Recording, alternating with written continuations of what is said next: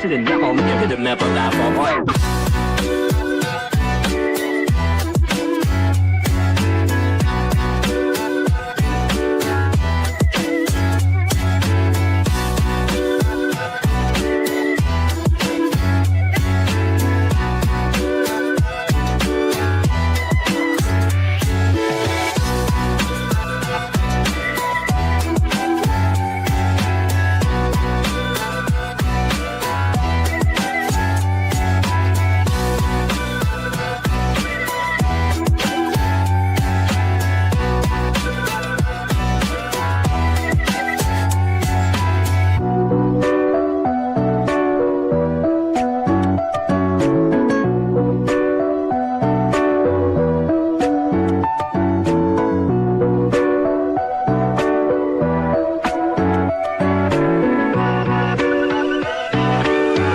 Listen, come, you could've never laughed all right.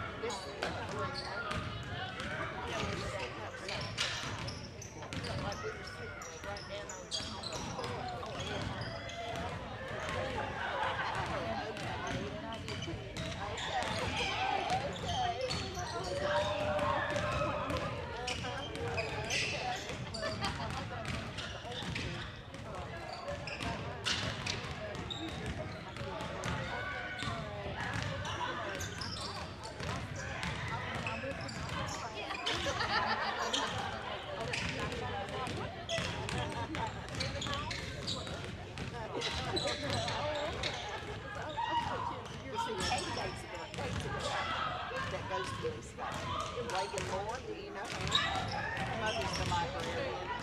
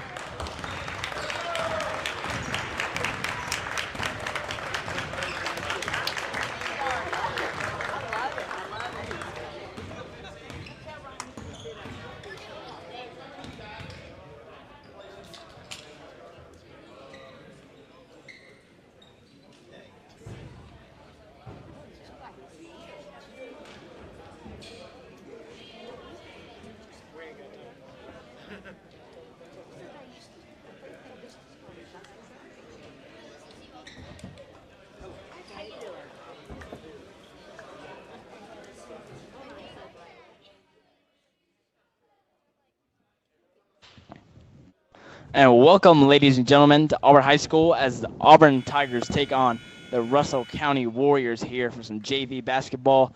Last week, the Tigers defeated Benjamin Russell. What were some of your key players from that game, Landon? The key players I saw were Hudson Haig and Hunter Wilder. Just very good on the offense and defense. Yeah, Hage was everywhere last game, raining in threes as well as contributing on defense. And it seems like the Tigers are going to stick to their same starting lineup they've had so far with Bryce Hughes, Sawyer McDonough, Hunter Wilder, Caden Norris, and Hudson Hage. Looks like we're about to tip off here for this matchup between the Tigers and the Warriors. It's going to be Caden Norris with the tip-off for the Tigers. And it's going to be King with the tip-off for the Warriors. And it's one, and it goes to Wilder. He's going to take it up with his left, tries to roll it in. The rebound, a little tussle on the floor. It's going to be Warriors ball after that. Good effort from Wilder, just knowing off the tip, getting that ball, just going straight to the paint, knowing what he's good at. Yeah, we've seen a lot of physicality from this Tigers team down low, especially, and starting that off with Wilder going up into a triple team there. And Norris fighting for the rebound, not going to get it. It's going to go the way of the Warriors, and it's going to be King with the inbound. Goes up to the top of the key, but the ref is going to hand it back to him. Not sure what happened there, but looks like they're going to run it again. Maybe he was just a little too inbounds. Yeah, perhaps. And it's a steal there from McDonough. Lays it off to Hughes. Hughes looks like he's going to pull up, and he gets the basket for the Tigers. The Tigers go up 2-0 here. Yeah, good ball movement from the two PGs. And it's a three for Russell County, and it's good. That was Odin there for the Warriors. Looked like his feet were a little bit in front of the line, so they're going to count that as a two for Russell County. Yeah, long two for Russell County there. And Norris has got it up top. And then we got it's a steal for Russell County, but Wilder manages to get it back. He's got Hage wide open at the top. Hage looks like he's going to take a long three, but he's going to drive, puts it up, but he traveled there. Good move from Haig, knowing he didn't have that three, just using that height to his advantage, knowing the defender is smaller than him, getting to the rim. Yeah, it's got a little unlucky with the travel there. Russell County moving the ball pretty well early on. It's going to be Vanderson with it at the top of the key. Gets it off to Benton. Benton's going to take a three, and it's going to fall out back to Norris. Norris gets it to Wilder. You got a 2-on-4 here. It's going to go back to McDonough, wide open at the top. He's going to miss the three. He's going to be rebounded by the Warriors. Wilder with some good defense, but I think they're going to bring it back for foul, maybe. Yeah, Sawyer, if he could have kept up that three, it would have been amazing.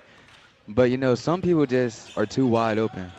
And Hage beaten there, and they're going to get a jump ball.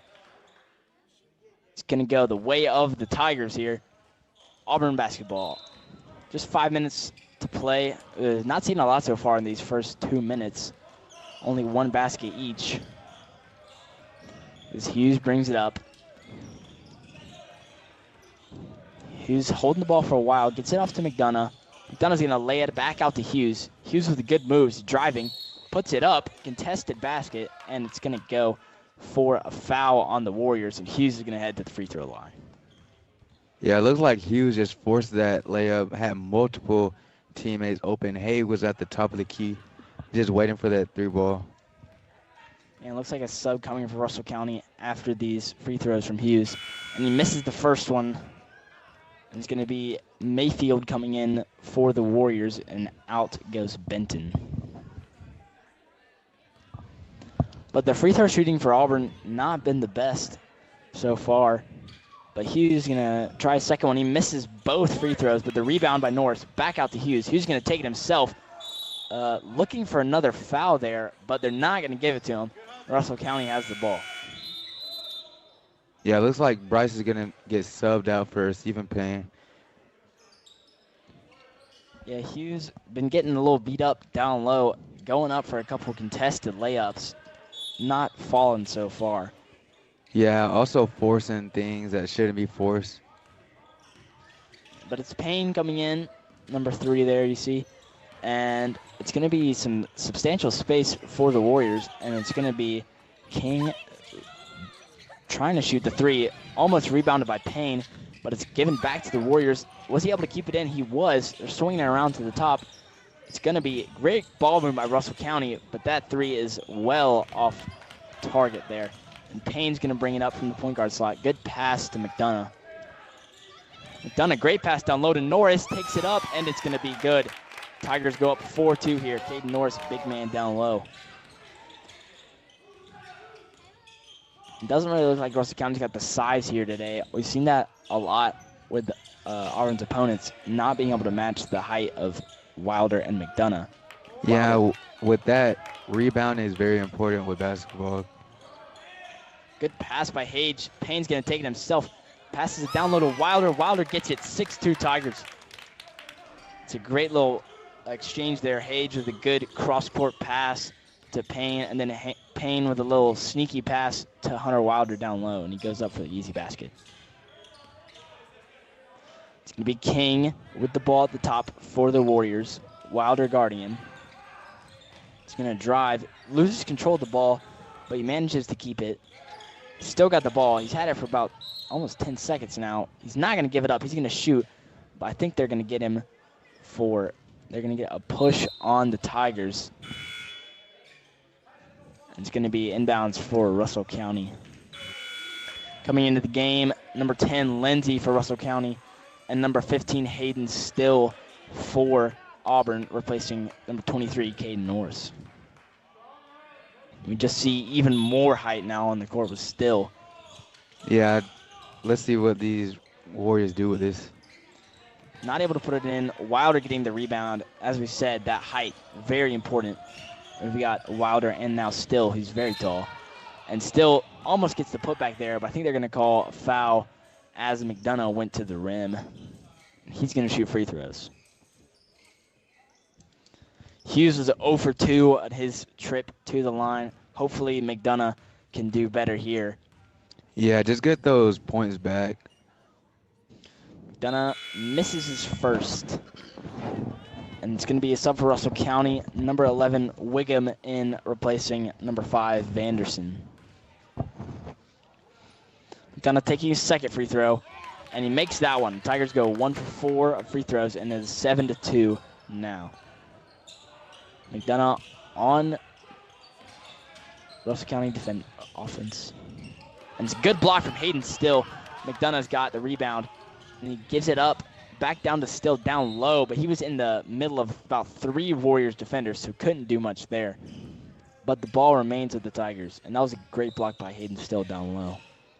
He's going to get the ball here, puts it up, and Hayden Still with that height, extending the Tigers' lead to 7 points. Great pass from Haig, just knowing the height difference from Hayden Still is there, and just getting that quick, easy bucket. Yeah, and they're going to get a foul on Wilder there. Just getting a little too aggressive. I think that was called a reach-in foul there. And it's going to be free throws for the Warriors. Looks like number 10, Lindsey, is going to take him here. And he's short on the first one.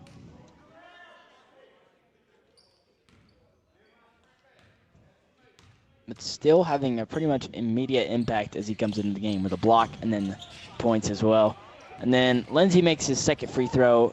It's cut the lead to 6. And Hage with a wide open 3 here. And he doesn't usually miss those, but that one's a little long from Hudson Hage. And the rebound secured by the Warriors. They're going to get another foul on the Tigers. But that one might have been on Hunter Wilder. And he's going to get replaced by number 33, Dexter Murphy here. Yeah, we saw him get in for a little bit 2 weeks ago against Benjamin Russell. Made a big impact just with his height. Yeah, Auburn's definitely got the size down low with the likes of Still and Murphy and Wilder and Norris, of course. And a good run from King here. He's going to put it up, misses, but is fouled. A lot of fouls early on for both sides, especially the Tigers. They've got 4 now. Yeah, it looked like Stephen Payne just tried to get that block. Came up too fast and foul got called. King makes his first free throw. It's now 4-9 in favor of the Tigers with 4 fouls. Russell County already in the bonus now. And it's going to cut the lead to 4 here for the Tigers. And McDonough's going to find Hage, shoots a deep 3, and he makes it. Hudson Hage extending the Tigers' lead, 12-5 Auburn. And Hage, really great three-point shooter. Him and McDonough really great at threes. We see that a lot from this Tigers team, big part of their offense. And a good little move from King there to get through Still and Hage to put up the 2. Payne driving, loses control of it, but he manages to keep the ball and finds a good pass to Still. Still's going to go up in the crowd of 3 defenders, puts it up again, and Hayden Still, are they going to give him the and one? I think they called the foul before he shot up his 3rd shot. Yeah, great effort from Steele, just getting that rebound and getting it right back up. And his first free throw is good. Hayden Still making his first free throw of the game. And Walton's going to come in for Russell County. That's Wiggum coming off for him.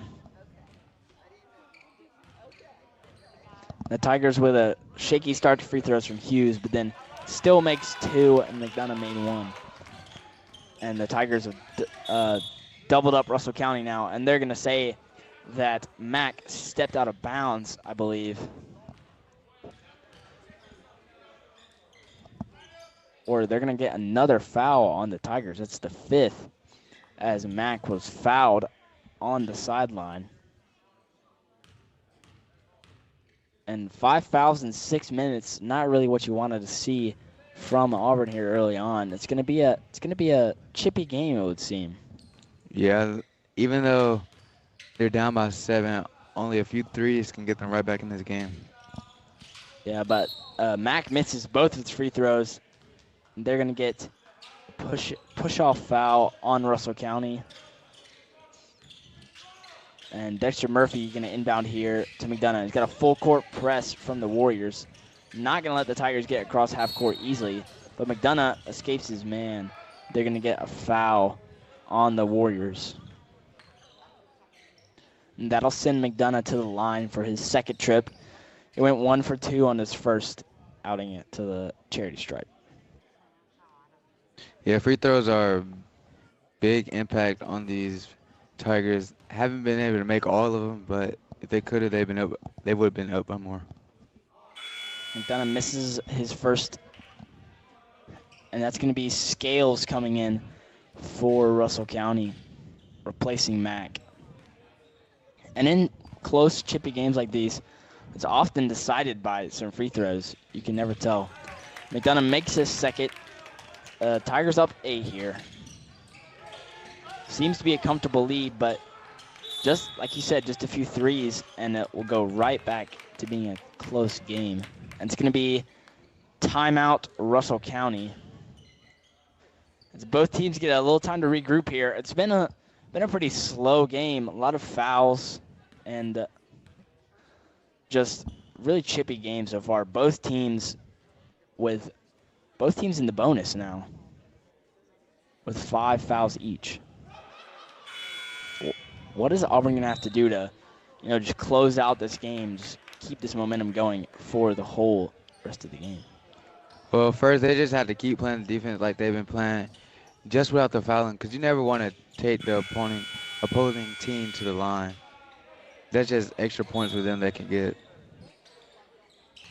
Russell County going to inbound here. It's a tipped pass and Still picks it up, and it's going to be McDonough taking it down. Good move there. He's going to go up, and not going to fall, but it's going to be another foul on Russell County as McDonough takes his 3rd trip to the line already of this game.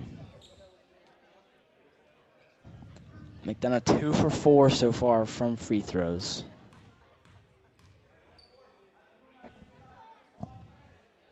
And he's going to make that one. And Chandler's coming in for Russell County, replacing Walton. Been a lot more rotation on the Warriors side than the Tigers have had. But looks like the Tigers have brought in Ian Miller in place of Hudson Hage. Yeah, I know Miller's been hurt this season. That's another foul on the Tigers. Stephen Payne there, I think, is who they're going to get for that. Maybe a reach in on King. But yeah, as you're saying, some new faces for the Tigers. Ian Miller and Hayden Still both have not played so far this season, but they're back now. And Still obviously having a big impact so far. We're hoping Miller can have that impact as well. The first one was good for King, as is the second one. And it's going to be Tigers ball with a minute left. 17-9 Auburn here. Murphy going to inbound. Gets it to Payne. Payne the lefty. And good pass up to Miller. Miller's going to take it himself. Takes it to the rim, but he misses. And it's a quick attack by Russell County. Good pass. King going to go up, but he drops the ball. And a good block by Hayden Still. Got the double block there by Hayden Still. But it's going to be Rolls in there. That's number 12, Mayfield, getting the mid-range shot there. And it's the first time in quite a while I've seen Russell County score from the field. Most of their points have come from the free throw line tonight. And Miller airballing on that, but he was pushed. And I think they're going to get that as a long 2 rather than a 3-pointer. So he'll be shooting 2, I think. Yeah, it looks like Miller just tried to fade away from that little corner spot. First one good from Ian Miller here. His first points of the night. And it's going to be a substitution for Russell County. Lindsay comes in for King.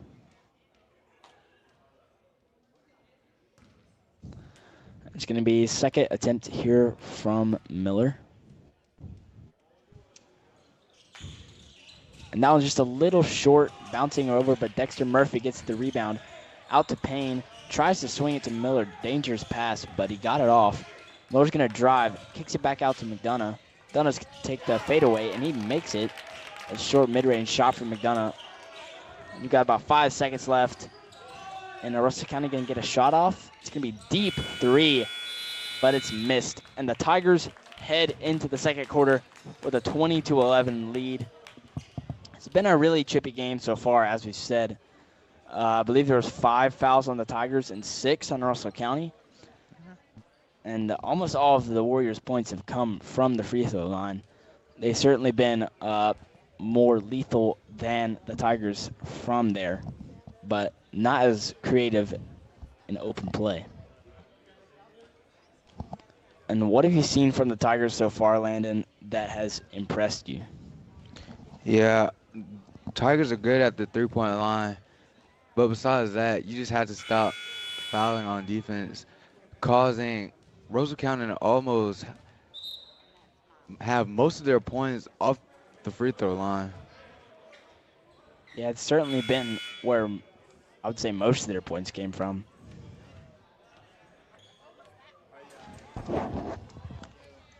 And it's going to be number 13, Kamari Perry, coming in for the Tigers here. I believe he replaced Hayden Still off as well. Caden Norris back on, so it looks like it's going to be Murphy out. But it's a steal from Miller. He's going to take it up himself, and that's a good steal and a bucket from Miller. It's good defense from the Tigers here. That was Perry and McDonough teaming up on him.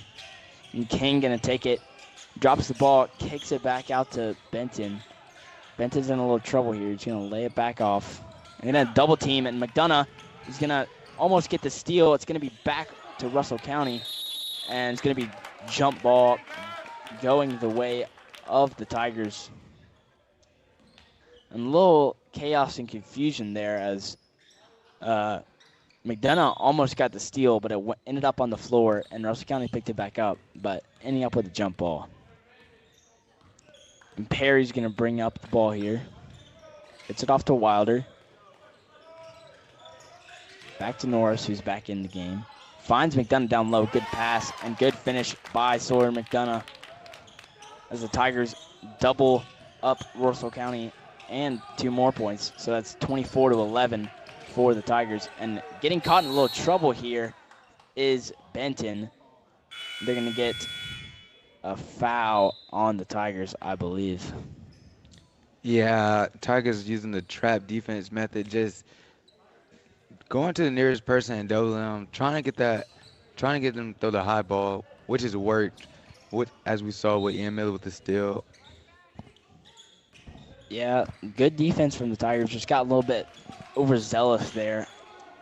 Reach-in foul called. And the trap defense worked perfectly there as Miller's going to take it up again, and he gets his second breakaway after the steal. The Tigers go up 26-11. Yeah, that double team's working really well. They're trying to do it again here. He's on the ground, and it's working again. Perry going to try to get up to Miller. Miller falls down, however. And I don't know if they're going to get a foul. I think it's just going to be Russell County ball as Miller was the last to touch it. Yeah, and Hudson Hay coming in for Sawyer McDonough, who's also put on a performance this first half. And now the Tigers got a lot of size out there. The shortest player is probably Perry, and he's still pretty tall. So it's going to be tough for the Warriors to break down this Tiger defense down low. Miller with the inbound here. And the full court press again from the Warriors, but the Tigers are able to get out of it pretty quickly. And it's going to be Perry at the top of the key. He's going to take it down to Norris. Norris with the fadeaway. He's going to miss. And King gets the rebound. Are they going to try the trap defense again? It's going to be a 3-ball, and it's missed as Hage gets the rebound here. He's going to take it up himself. And it's going to be a charge on Hudson Hage there. Went into that a little bit too aggressively, knocking the Russell County player to the ground. And I see what he was going for there. Might have been trying to draw a blocking foul, but went into that just a little too aggressively. Maybe should have just went up on his own. Yeah, he added the space too. And it's good defense by the Tigers again, just smothering this Russell County offense. They haven't had any success in this quarter so far. It's going to be a 3-ball, and it's going to miss. The rebound, though, by Vanderson. It's going to be a foul on Auburn. It's their third foul of the second quarter already. And Vanderson's going to go to the line to shoot free throws.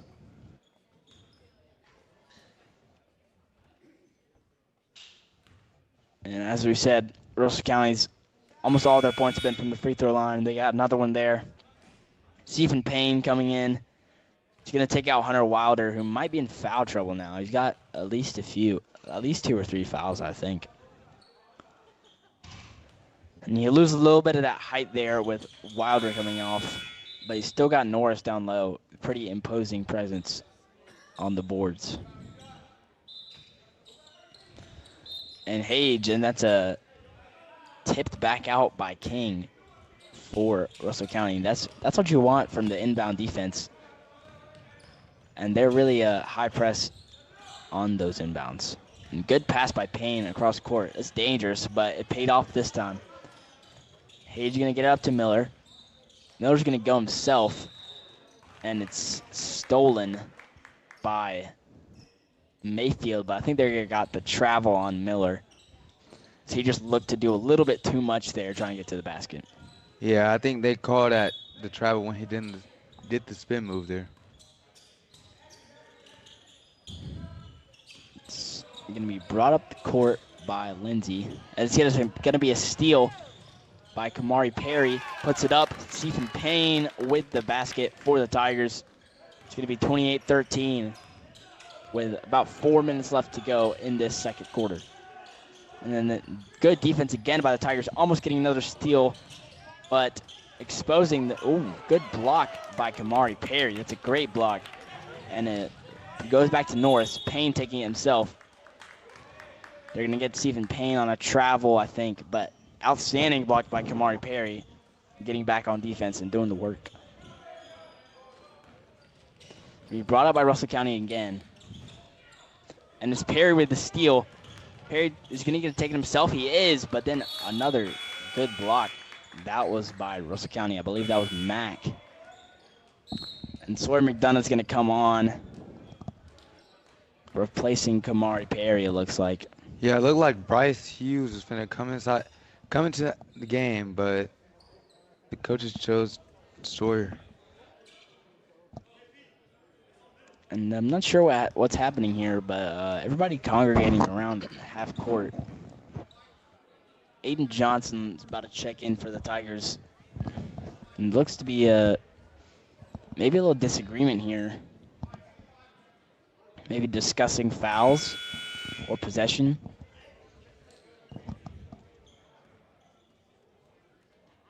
And Payne went over to talk to his coach. Not quite sure what's going on here. It might be a technical foul. I think that's what they're going to have, a technical foul on the Warriors, and Sawyer McDonough is going to head to the free throw line. Might have been something that Max said after he got that block, maybe. But McDonough going up to the line here after a technical on Russell County, and he makes his first free throw to extend the Tigers' lead, 29-13. And the technical foul is just not really being smart. It's already a pretty big deficit, and you're just making it wider as they just, McDonough just made a second one. So down 17 points now is Russell County. It's going to be a double technical, as Russell County also have free throws, and it's going to be King to take those. And he's going to miss his first one, in and out. I'm not quite sure what the incident was there between the two teams. Maybe a little disagreement. Yeah, disagreement and arguing after that block. Yeah, that's most likely what happened, and King makes his second free throw. 14-30 now with the Tigers leading. And the rest still debating over what's going on. It's going to be Russell County ball after all of this.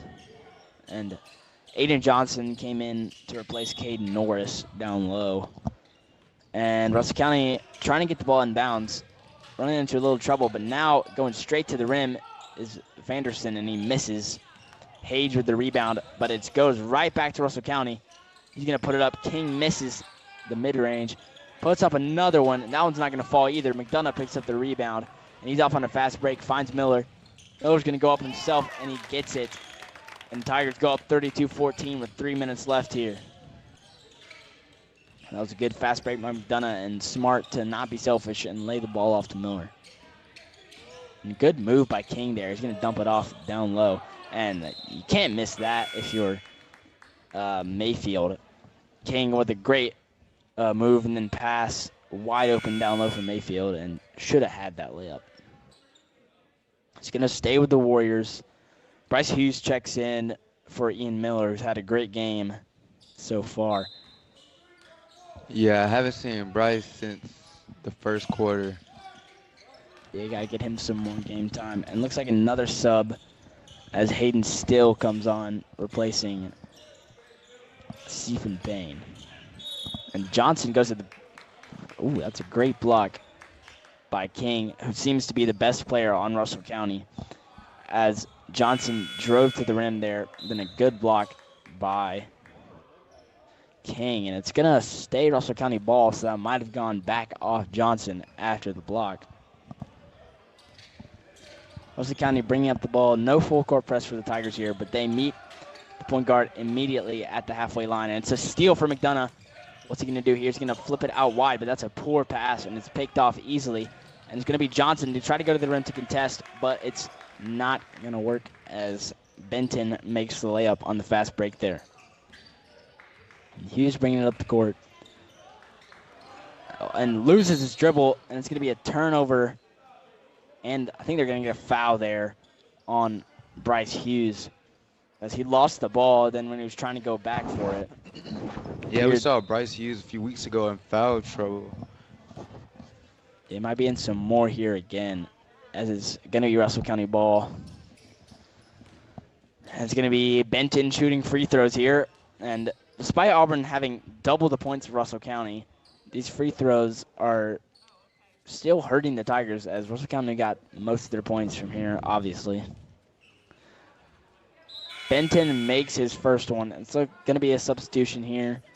DeMaurier Henderson and Rajon Davidson coming on to replace Aiden Johnson and Bryce Hughes, who is in foul trouble again. Only got to be on the court for like a minute before he got that foul there. Yeah, also with the turnover there. Can't be doing that. Just got subbed back into the game after a long rest. It's going to be still with the inbound to McDonough. And then full court press again. Still is going to keep it in. Gets it to Henderson. Going to drive. Henderson back to the top, looking for McDonough. And then it's another foul as Benton was about to go on a fast break, but McDonough should bumping into him, trying to go up for the ball there. And it's going to be more free throws for Benton. Yeah, I didn't really see a foul there. But yeah, I'm not sure either. It looked like McDonough was just going up for the ball, and they just collided a little bit, but I think Benton could have kept going, probably. And he makes his first free throw, and it's going to be Kamari Perry replacing Story McDonough after he gets that foul there. Benton taking his second. He's going to miss that one, still with the rebound. Gets it up to Henderson.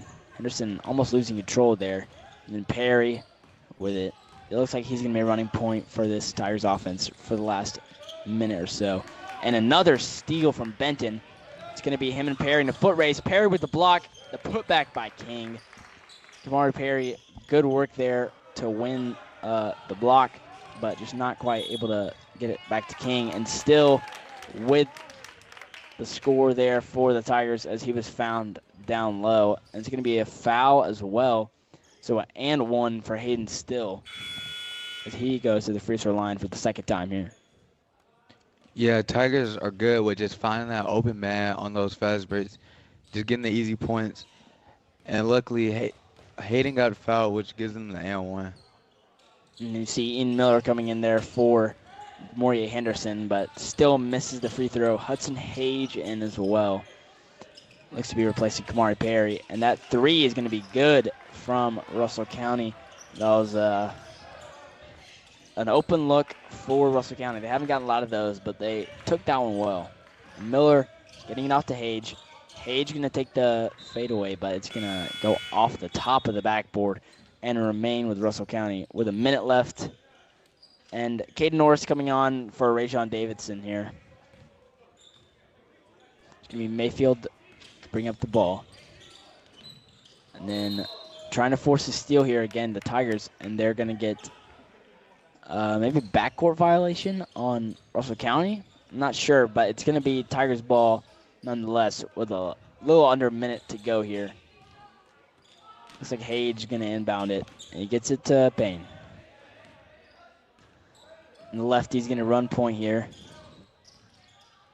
He's got it out by himself. Gets it to Hage.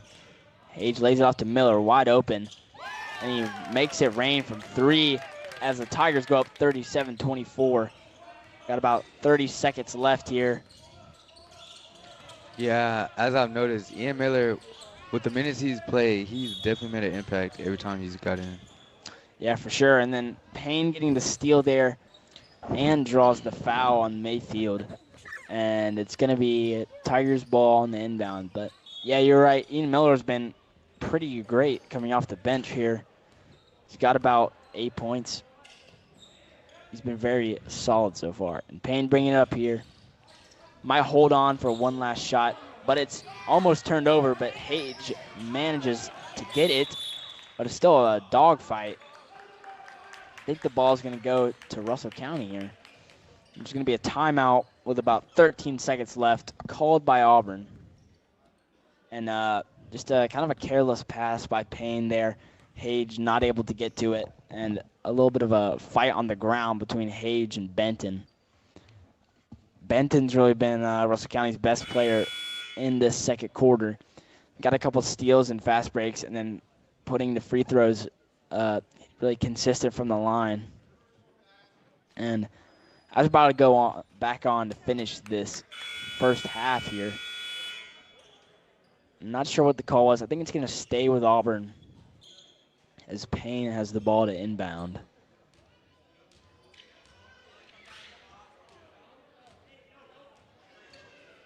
And yeah, I think that's what the call is. Auburn ball. They're going to say it went off of Benton. The Tigers probably have time for one last shot here. It's brought up the court by Miller. Norris getting it to still almost losing control of it. But then a good pass. Hage with the three. Hage gets it in, and that's going to be at the end of the first half. Hudson Hage ends the first half on a bang with a three-pointer as the Tigers take a 40-24 lead into the second half. I'm James Wiley, joined by Landon Harris, and we'll see you back for the second half.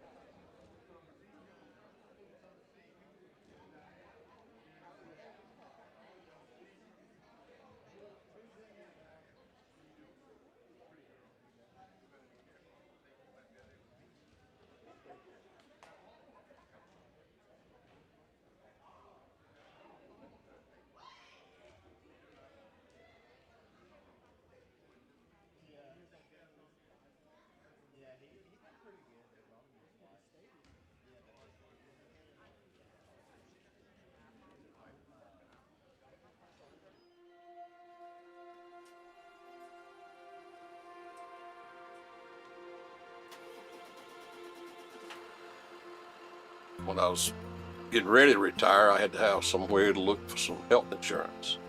So I ran into an old classmate of mine at Hardee's one morning, and he happened to be driving for Auburn City Schools. So we got to talking. He was telling me about the benefits, and it's a great opportunity because, you know, we leave here, you know, a couple of hours every morning, a couple of hours in the afternoon. We got from probably 8:30 to 2:30, go play golf, work in the yard, do whatever you want to do. You're not going to work on the weekends. You're not going to work on holidays. You got all summer. So that's great. Okay, if somebody's considering driving a school bus, I would say do it. There are so many opportunities for different people, different walks of life, different roles, no matter what situation you're in for being a bus driver. There are spaces for those who own their own business and can make their own hours. This is a fantastic opportunity for that. For those stay-at-home moms or stay-at-home dads that don't necessarily want to be gone from the house all day but can do a morning and an afternoon shift, that is fantastic schedule. But I know they're paying on Mr. Lewis to take them to school.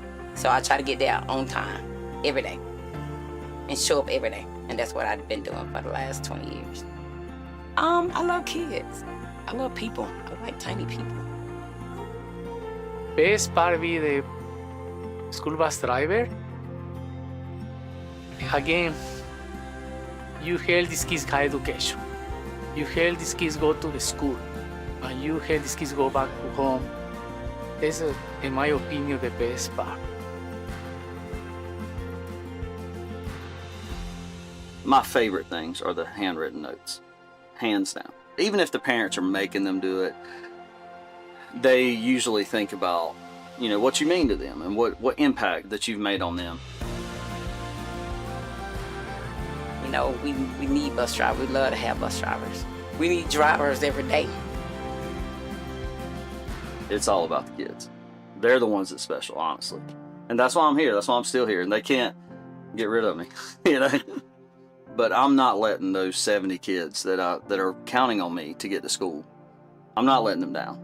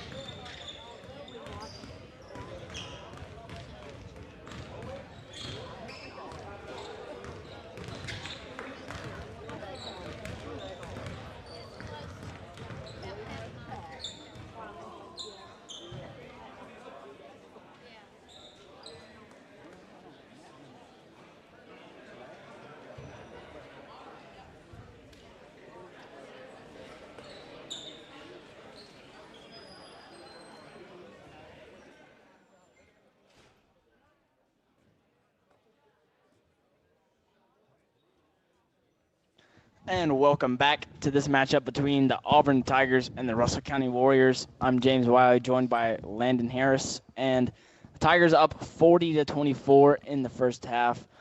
How would you describe this game, Landon, so far? It's been lots of foul trouble coming from both ends, Tigers and the Warriors. But Ian Miller has also made a very good impact coming off the bench, shooting threes, getting to the bucket. Yeah, Miller's been a big impact player for the Tigers this game, and I'd say he's been their best player so far. But returning to the normal starting lineup for the second half, and Hughes is going to get it here. His playing time was limited in the first half because he got into a little bit of foul trouble and almost losing the ball there. but he's still got it. Gives it off to Hage. Hage going to take the three, and he makes it. That's Hage's second three of the game as the Tigers go up 42-24. I think they're going to call that a long two. And the double team defense worked very well in the second quarter. And good block, Caden Norris. That size down low, working again for the Tigers. Hage, good pass to Wilder. Wilder driving, puts it up. He's going to miss it, but Norris gets the rebound, puts it up, and it's going to be, might have gotten a finger on it. Russell County and Vanderson with the rebound. King going to take it up. And Mayfield with it now. Back down low to King, and that's good ball movement in Russell County, but can't get the bucket. And Hughes, good pass to Hage. He's going to take it himself. Another good block. I believe that was Lindsay there, and he's going to shoot it here, and it's going to be good. Russell County off to a strong start on offense, moving the ball well, and pretty good on defense as well. In that second quarter, we saw Auburn with the trap defense sending the two players to like double team, and then the ball over the top was picked off a lot by, say, Kamari Perry or Stephen Payne. Yeah, that's how two of Ian Miller's buckets were off of the steals with that trap defense. They're going to get Caden Norris for a foul there as Lindsay went up and got the basket, but then Norris tried to block it and kind of just swatted at the air and got a piece of Lindsay as well. And Lindsay goes to the line. We're seeing already some fouls here. Lindsay's going to make his free throw. And there's high court press again from Russell County. Nothing really came of it in the first half, and still Tigers able to evade that. Hage taking another three. Off the mark a little bit. Wilder with the rebound. He's going to take it up, and it falls for Hunter Wilder. I think they're going to call that and a one for Wilder as well. Hughes and Hage being called over to talk to the coach. Maybe some instructions here, but Wilder going to the line for the first time tonight.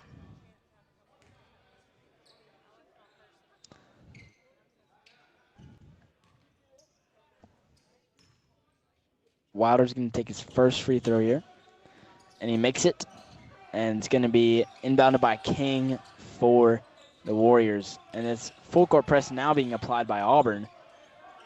Russell County struggling to get it out of their own half, but now they do, and they've broken through, and it's Vanderson with the ball. Mayfield, he's going to kick it out. It's a three, in and out, rebound by Wilder.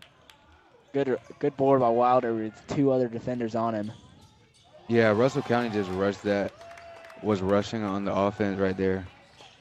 And I think Wilder got the points down there for the Tigers as they go up by 20 points now. The sub here is Chandler is going to come on for Vanderson. Still going to be Russell County ball down low. And Chandler's ending up on the ground there. And then the three is in and good. That's a good shot by Odin.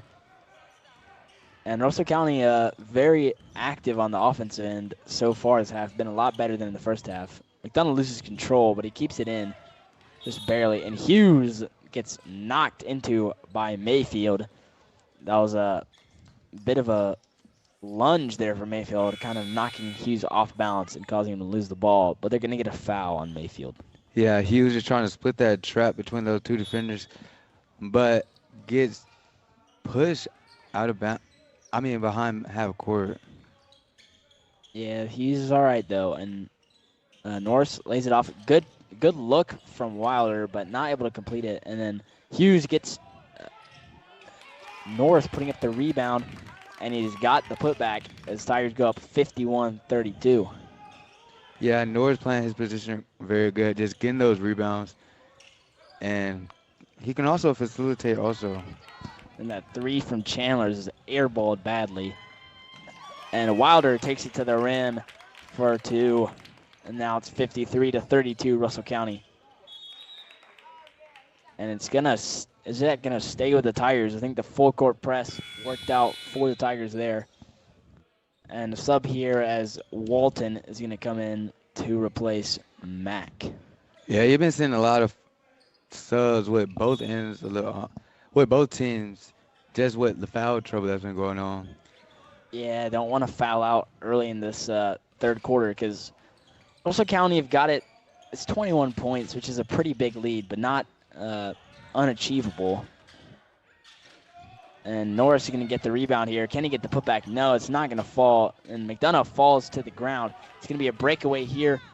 And it's put up by Benton, missed. And then more Russell County players end up on the deck. Now it's going to be a fast break. Wide open for McDonough. And he gets it 55-32 Tigers. As a little back and forth action there from the two teams. And they're going to get Hughes for a foul again.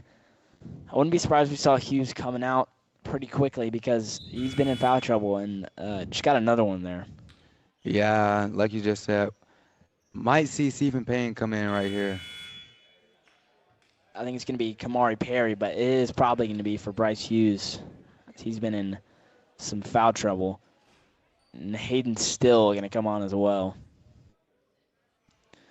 Still replacing Wilder, and Perry's going to wait to come on, but it's probably going to be for Hughes. Yeah, I wouldn't be surprised. Just Hughes just can't keep his hands to himself. He's been solid on offense, but is costing the Tigers a little bit too much with the foul trouble. And that one might have caught little rim, but it's well short from Benton. And Hughes getting it up here to McDonough. Down low, wide open, Caden Norris takes it to the rim. 57-32 Auburn. Auburn going on a good little run here, and Hughes nearly gets the inbound. But good work back on Hughes. Hughes getting back on defense, and I think they're going to get him for another foul there. If that's on Hughes, he's definitely going to need to come out. And, yeah, looks like he is. Kamari Perry coming in. Yeah, I don't know what's going on. Looks like Kamari Perry is going to come inside the game. And Aiden Johnson replacing Caden Norris there. And we got Still and Johnson down low. Haven't seen this combination yet. Johnson on the perimeter, good defense. It's going to be an open three for Benton, and he makes it. And that's Benton's been their best player, I think, this game. He's got a couple points. And Hage's going to take another three. Hudson Hage, that's his third three-pointer of the game, as the Tigers get to 60 points. Hudson Hage really just unstoppable from three so far this game. Yeah, just getting to that corner spot, getting those wide open looks from his teammates. And King overshooting that three by quite a lot. And Perry gets the easy pick off here, and he's going to take it to the rim, misses it, overshot that a little bit. Vanderson with the rebound for Russell County. They're going to call a travel on Vanderson. And it's going to stay here, the Tigers. But Perry with a good steal, but then just can't finish the basket. And still getting the inbound, kicks out to McDonough on the perimeter. McDonough back inside to Johnson, misses the layup, and still misses the putback. Johnson gets the rebound, puts it up again, and it's going to fall finally for the Tigers as Johnson and Still were in a crowd of defenders there, and Johnson puts it up and finally gets the basket. And Russell County is letting the threes fly right now, not falling really. And Hudson Hage on the fast break puts it up, misses it, gets his own rebound, puts it up again, missed again, and it's going to be Odin with the rebound as Russell County have it back. And this has been a really fast-paced third quarter. No real stops. And good block by Hayden Still. And Aiden Johnson gets the rebound. And then Aiden Johnson, great pass. Great passing here from the Tigers. Sawyer McDonough, and that was a great movement. Hayden Still with a great block, and then followed up with that great passing play. And Russell County are forced to call a timeout. Yeah, it looks like Russell County just had to take a momentum timeout.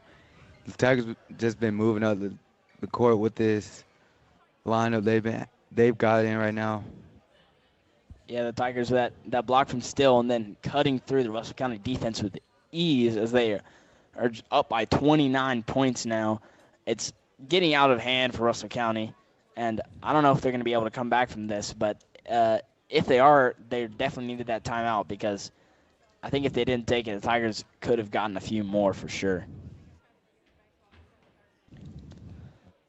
But on those fast breaks, Hage has been lethal, either taking it to the rim or finding him in the corner for the three, and he's been pretty clinical from that three-point line. He's got 3 so far. Looks like we're about to head back on. I wouldn't be surprised if Auburn kept that same 5. It was working wonders for them. So it looks like they're just going to keep that lineup they had in before. Yeah, I think that was the best stretch of the game by far for the Tigers. Looks like Russell County made a few personnel changes. Maybe need a little bit more on defense here. The inbound for Russell County, and a steal from Hage.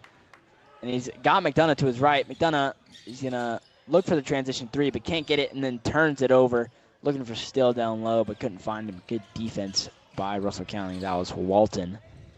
And good press here. Almost turned over by King. And that is turned over by Odin, as Auburn's going to get the ball back here. About 30 seconds left in this third quarter. Been a very fast-paced and exciting quarter of basketball here. Yeah, it looks like Kamari Perry is just going to be the #1 PG on this drive.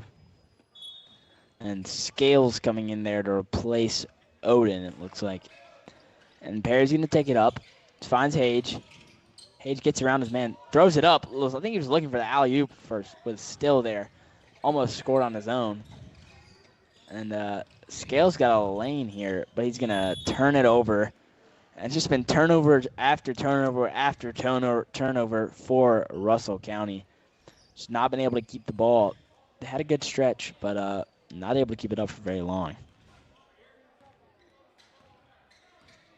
Wouldn't be surprised if I see Hayden again with that backdoor. Yeah, that was a good idea. Looking for the alley-oop. If anyone on this team can dunk, Hayden Still would certainly be the one. And McDonough missing the long shot there. And looks like that's going to be the end of the third quarter.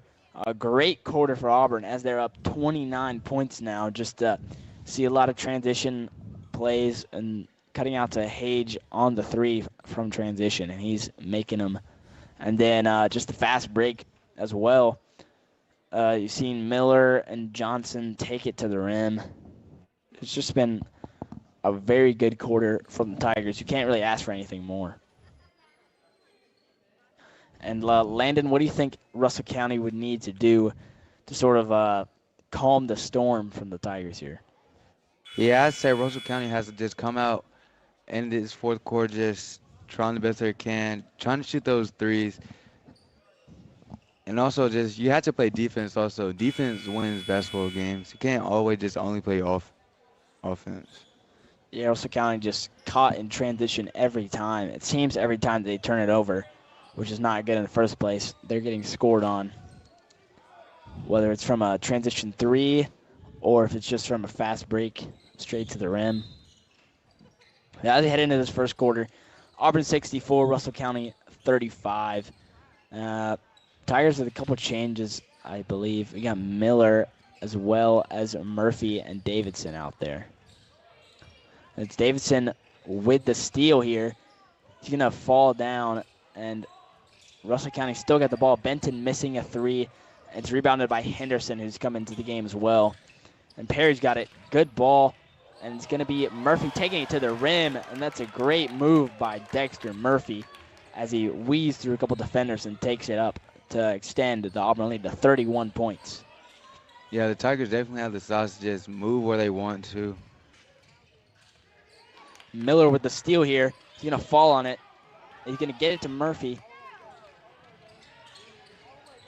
Murphy with some skill there for a big man. And then Miller's going to have it. He's going to take it through a couple defenders, and he finds Henderson out wide. But I think they're going to get a foul on Russell County as Ian Miller has hit the deck. Or they might have called a travel on Ian Miller. That's his second or third of the game. You've just seen him take just a few too many steps. Yeah, people, when they try and get that spin move, get right in that spot, the refs just been calling that travel this game. And it's another steal. Kamari Perry there. Fast break for Ian Miller. He doesn't miss those as the Tigers go up 68-35. It's a 33-point lead now. And it's Murphy out. And that's Walton's gonna get it to fall. I think it's gonna be the and one for Walton with his first bucket of the game. They're gonna get the foul on Rajon Davidson. And in for Russell County is Mayfield, replacing Mack. This will be Walton's first trip to the line. He's gonna be shooting a 1. But this Auburn lineup is changed a good bit from when the quarter ended. And Walton makes his free throw. It's going to be brought up by Henderson here. Henderson with some low crossover there. He's getting himself into trouble. Miller's got the ball now. And Ian Miller's been the star player for the Tigers tonight, I would say, coming off the bench. But turns it over there. It's going to be a fast break by King, and he's going to try to put it up, but can't get the ball out of his hands. And I think it's going to be a foul on the Tigers that time again. Yeah, blocking in the back was called by Rajon Davidson. Yeah, we got Davidson and Murphy out there, both just bigger than all the Russell County guys. So any kind of contact is going to look like a foul. Yeah. And it's made by Mayfield here. Mayfield's going to take his second, and he misses it, rebounded by Miller. And Miller keeps it in here. He's going to dump it off to Davidson, mid-range. It's a little short from Rajon Davidson, rebounded by Vanderson. It's going to stay with Russell County. It might be another foul on Auburn. Looks like Stephen Payne's about to come in here. And might be replacing, he's replacing Kamari Perry. Perry's been on there for a while, running point, but looks like Payne's going to take over the point guard duties now. Yeah, we're seeing a lot of players that don't get as much playing time as others. But when the score looks like this, you can put those people in. Yeah, exactly. We've seen players like Dexter Murphy get some points. He's not been able to play as much in the first few games. Payne's got it. He's going to hand it off to Murphy. Murphy looking to get some more. Dumps it off to Davidson. Davidson goes up. It's going to be 70 points for the Tigers, 70-39 here. It's going to be King driving.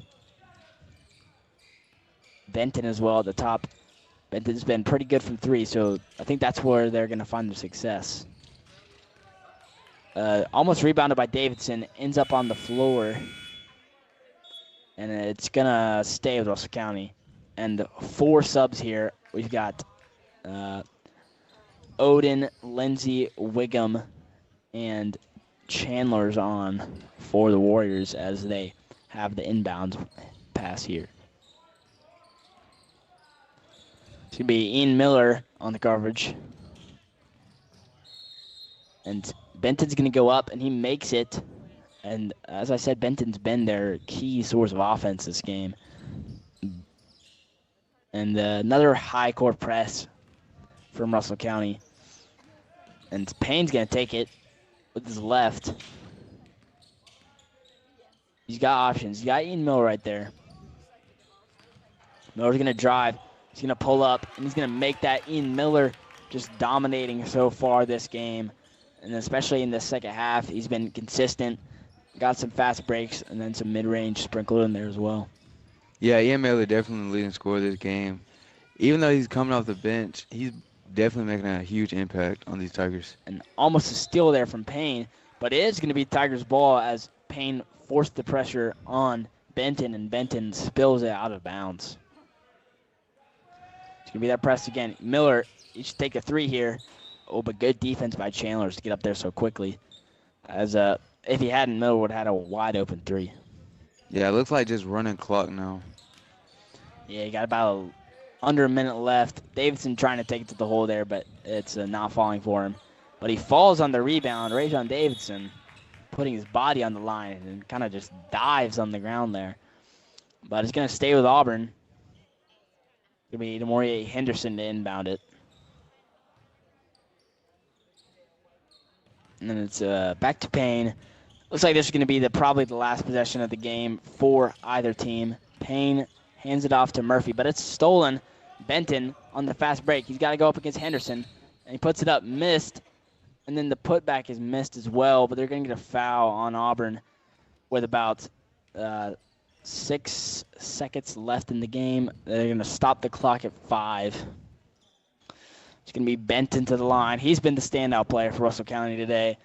Who's been your star of the game for the Tigers in this convincing win today? Yeah, like I've been saying, I feel like it's been Ian Miller coming off the bench. Yeah, Miller's been great. His defense has been pretty good, and then on the offense, just making all those fast breaks is just in the right place at the right time to get the ball, and then finishes it off very well. And we got about a second here left. They're just going to run on the clock, and the Auburn Tigers JV basketball team gets a win here, 72-41 over the Russell County Warriors. I'm James Wiley. I was joined by Landon Harris today, and thank you for watching.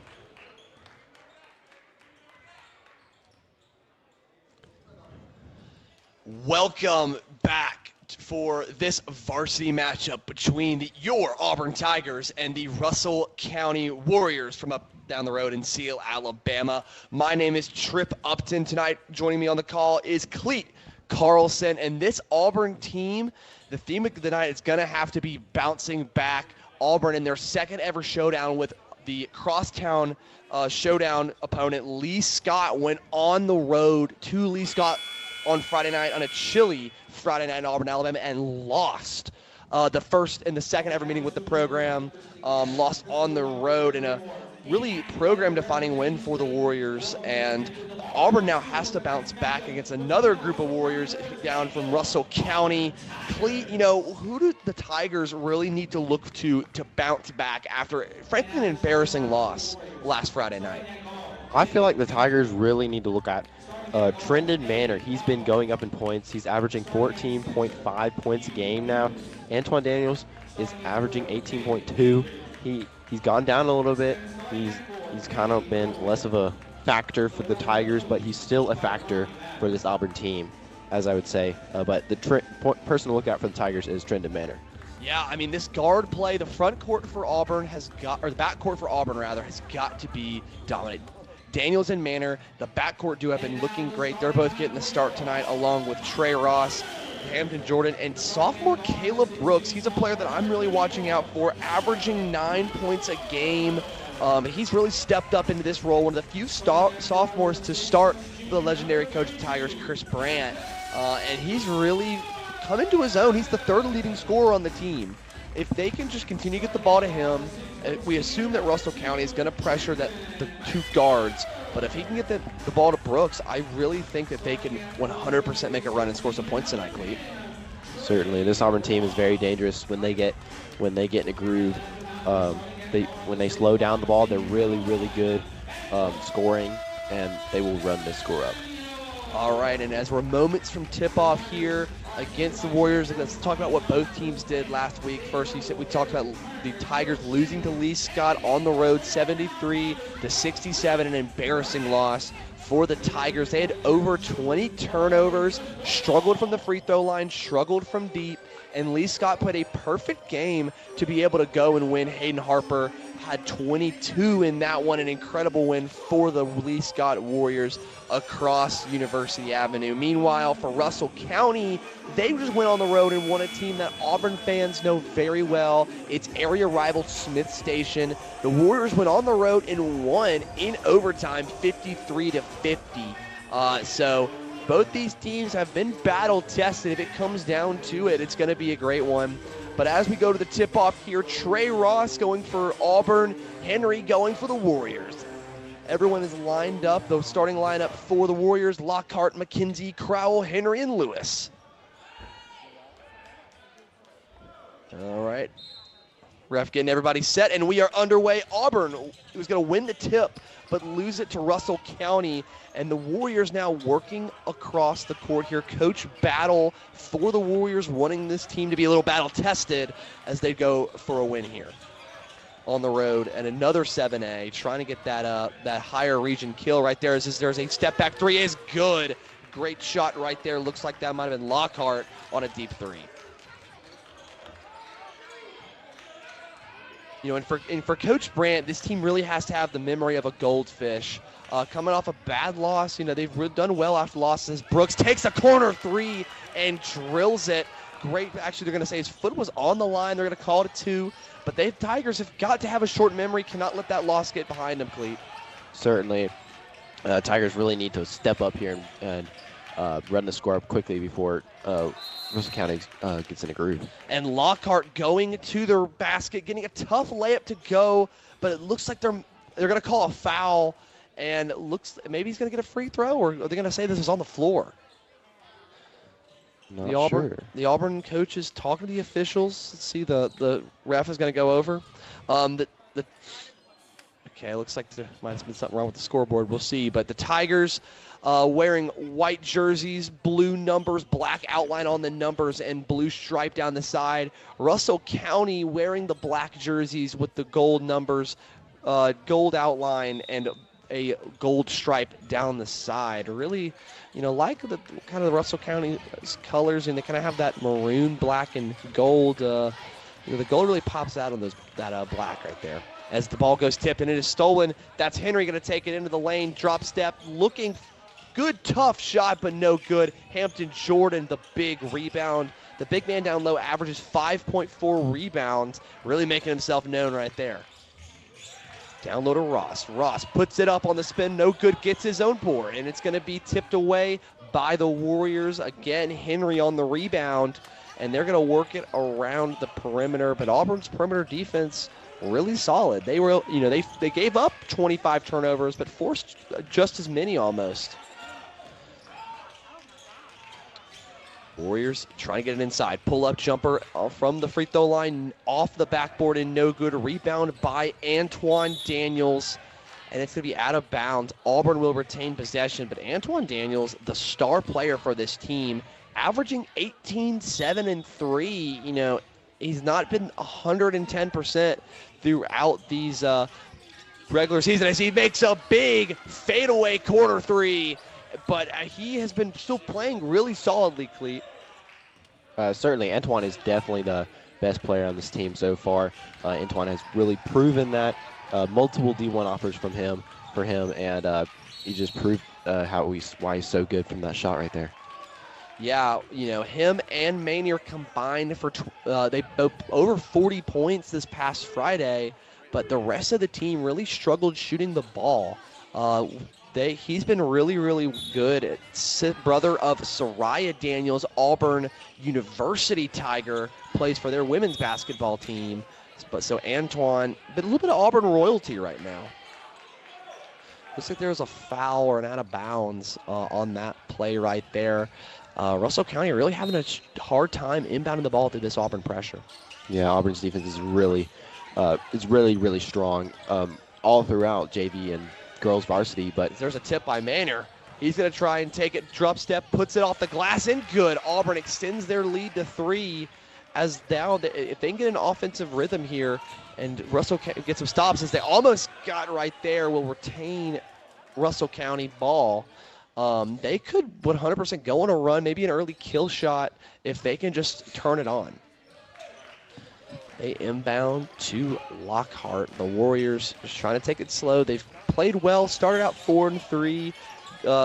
Undefeated on the road, though, as there's a shot up, no good by Henry, as Antoine's going to push it up the court to Manier, who's just going to slow the pace down. Down low to Trey Ross. He's been so great down low, as Antoine taking a deep corner 3. No good, rebounded by Lockhart for the Warriors.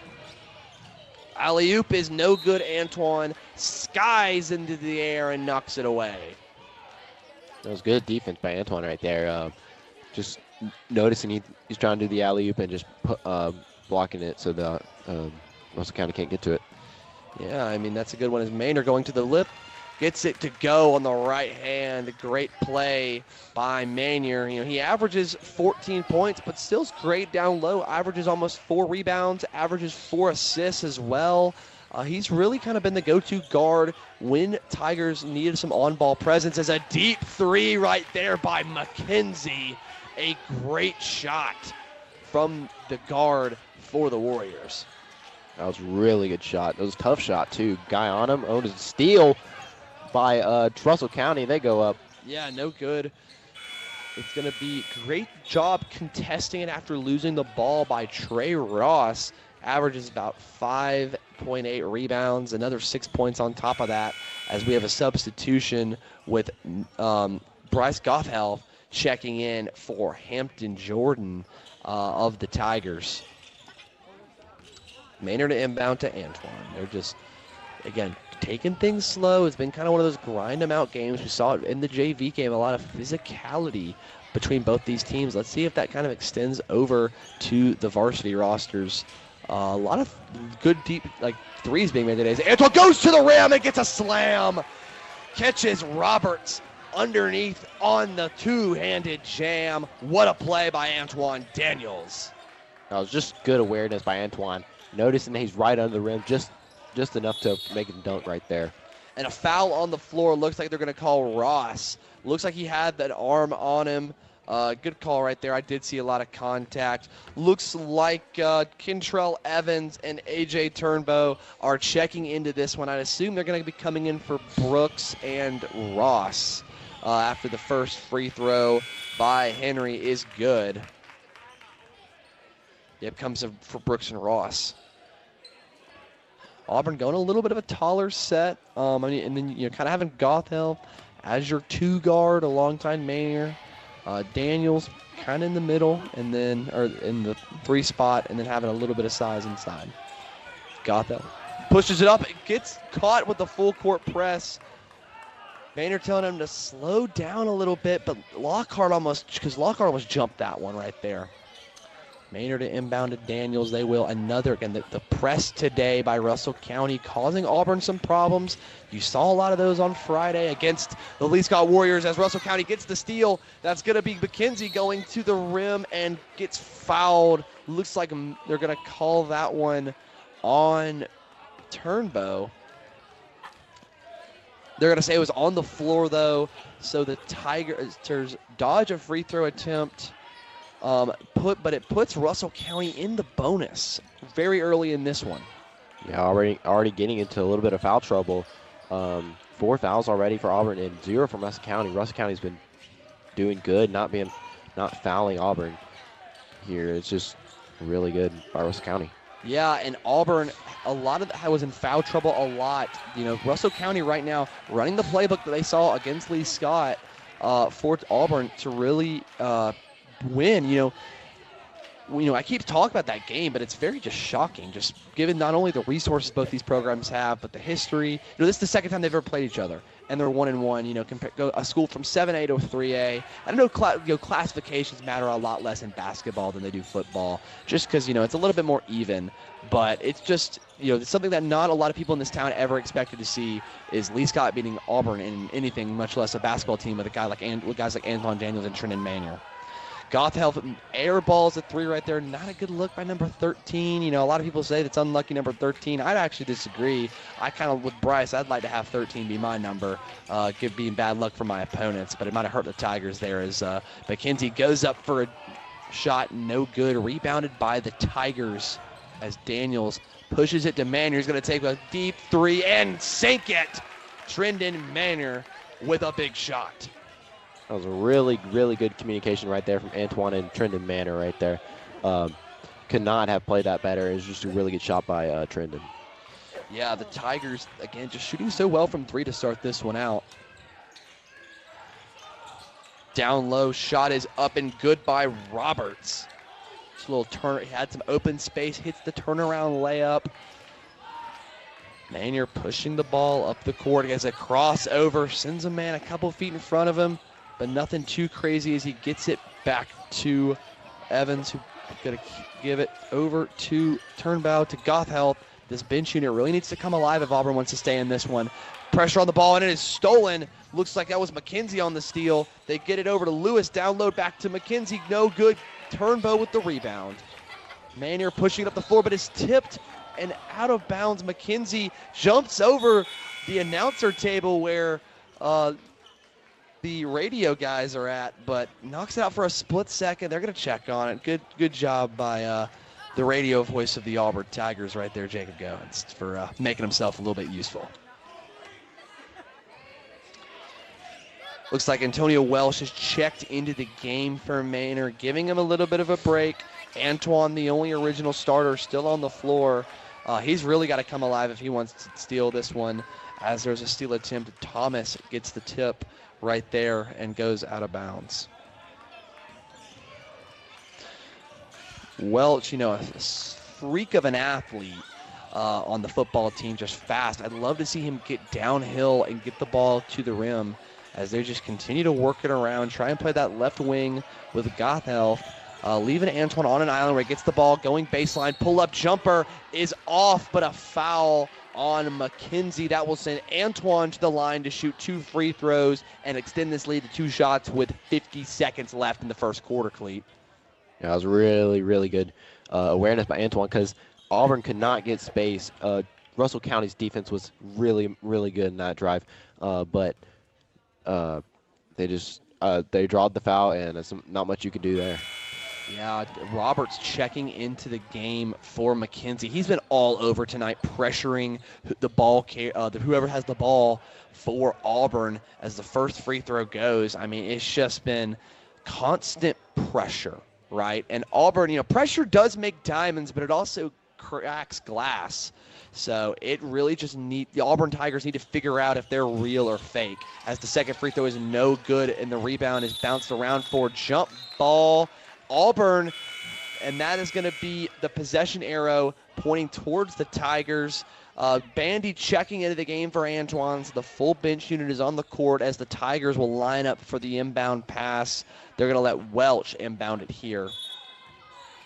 Just under 50 seconds left in the first quarter. They're going to get it to Goth Health, who is looking around. Back to Welch. Corner three. No good. Air ball from Welch. Not the shot you wanted to make, as there's a tip and stolen by Goth Health. He's going to try and look. He needs to pass it out. There we go. Bandy gets the ball right here. Gets it back to Welch. She's kind of been the primary ball carrier right here. Welch downloaded Turnbow. He's going to take it inside, try to muscle, but it gets tipped and stolen by the Warriors. They're going to take it slow, take this last shot of the quarter. Shot clock is on today. If you haven't noticed, it's that little yellow clock. So each team, the possessions have been coming fast, which has been led to a lot of great shots. Pull-up jumper, fade away, no good. Might have been a foul on the floor. It's going to be a charge. Yeah, they're going to call a charge right there. Welch to inbound, 3.1 ticks left on the clock. Would not be surprised if this is thrown inside. They're going to take it up, and no one's there. Just gives the Warriors a free shot as the layup is off. Rebound, but there's going to be a foul instead. Turnbow picks up his second foul, as he just had to foul whoever had the ball right there and prevent an easy layup. And maybe he's a worse free throw shooter than he would have had it right there with the layup. Yeah, that was not good from Auburn Tigers. Me personally, I would just not foul, because he would have missed a shot anyways, and they would have missed the putback, and then they would be at the end of the first quarter. Right, but hindsight's 20/20, right? You can't go, I wouldn't have fouled him because I knew he was going to miss it. You didn't know he was going to miss it, as the first free throw is good. Auburn, and instead now you have a valuable bench player in A.J. Turnbow that has now, he's in a little bit of foul trouble. 2 fouls in the first quarter, as the second one is off the back iron, tipped up and no good as time expires in the first quarter. But Auburn hanging on to a 3-point lead despite constant pressure from this Russell County defense. The Tigers lead it 16-13. We'll be back for the second quarter of action.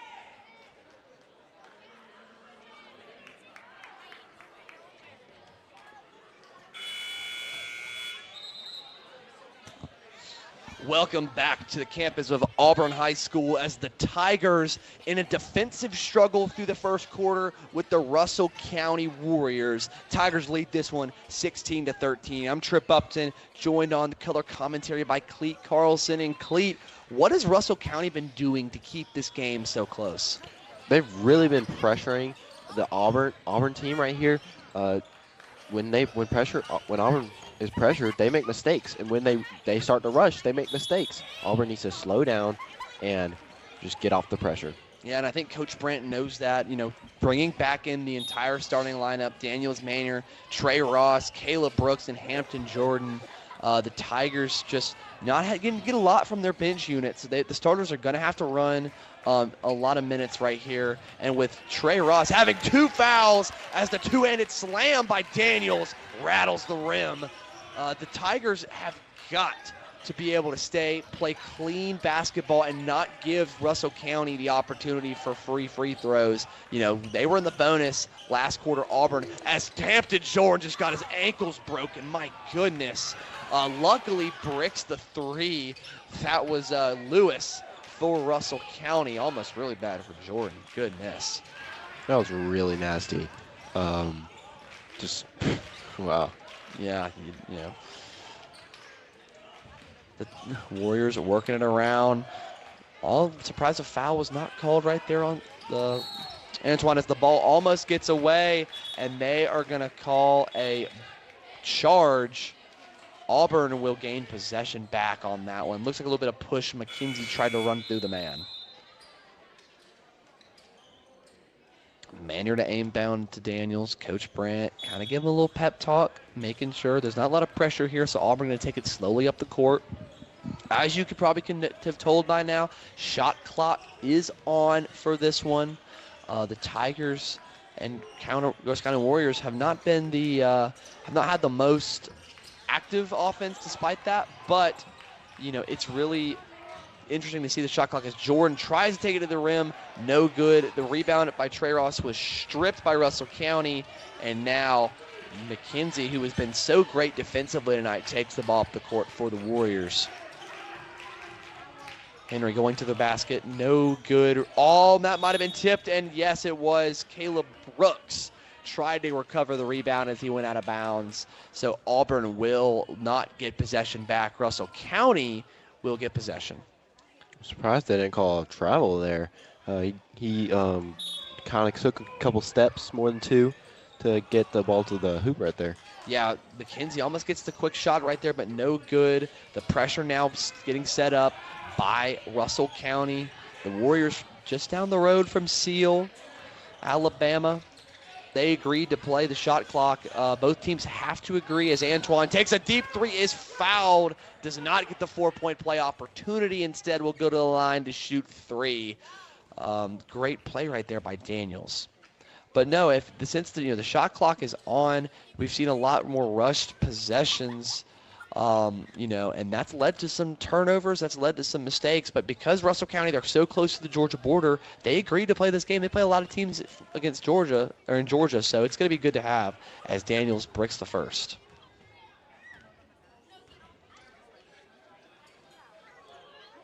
Moving the front court back, moving the back court up as Daniels takes the second one.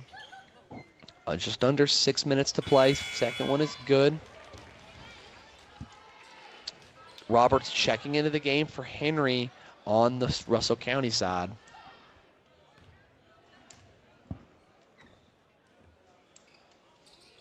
Third is good. Auburn extends their lead to 7 as they try to get some pressure. That was not corralled by McKenzie. Auburn gets a cheeky little steal and will get the ball under their own basket with an opportunity to take this thing double digits.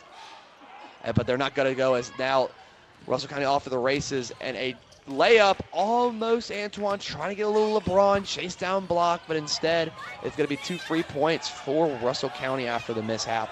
I kind of was hoping for a dunk right there, Cleet. Something a little highlight reel worthy. Yeah, me too. But, I mean, you got to do what you got to do to get points. You can't take unnecessary risks. Right, I thought he was about to Dwayne Wade to LeBron off the end of the alley-oop. But Auburn now, Hampton Jordan got the ball knocked away from him, so Tigers will get possession back under the basket. Auburn having a real hard time inbounding this ball. Coach Brandt letting them know, hey, don't take the best-looking pass. Take the most consistent pass to get us in and get us able to play. Certainly that's what their mentality should be like. This Auburn team will definitely thrive with that mentality. And now they have to inbound the ball from all the way back across half court. Kentrell Evans comes in for Hampton Jordan. I think Coach Brandt and this assistant coaching staff wants to talk to him. Manor gets it down low to Ross as he goes up for the slam and gets it to go. A beautiful slam by Ross. A 3 two-handed slams tonight between Daniels and Ross. You know, those are nice. Again, hoping for more highlights. It's Monday night, a little bit of Monday night action right here. Deep three is off the back of the backboard and good. Great shot. I think that was Lockhart for Russell County. Just a good shot. Credit where credit is due. Gets it down and is stolen by Lewis for the Warriors. They're trying to make a little bit of a run here. A shot right here takes it under one possession. They working it around the perimeter. You can see Lockhart calling for the ball. He wants to take an opportunity here to cut this lead to 2 or 1 as he goes to the rim, gets the shot, no good, but will get the foul. That will send Lockhart to the line to shoot 2, and that'll be Auburn's first foul of the quarter. They've done a good job through this first 3 minutes and 30 seconds of not fouling. Yeah, they've certainly learned from their first quarter because earlier in the first quarter they got into foul trouble really quickly with 4 or 5 fouls from Auburn, getting Russell County in the bonus early. So in Trey Ross coming up the floor, I think he got called for that foul. That would be his 3rd foul. And if you're Coach Brandt, you've got to be careful with the first free throw going in, lead down to 3, and the foul's starting to pile up. You're losing some of your big bodies down low like Trey Ross and AJ Turnbow, that maybe you've got to go to some different guys. Maybe we see Greg Williams come into the game here soon and lockdown defender, but an offender on offense because he really can't score. Looks like that was out of bounds. The Tigers tried to rush that one. And Russell County now can tie this ball game up with just 1 shot.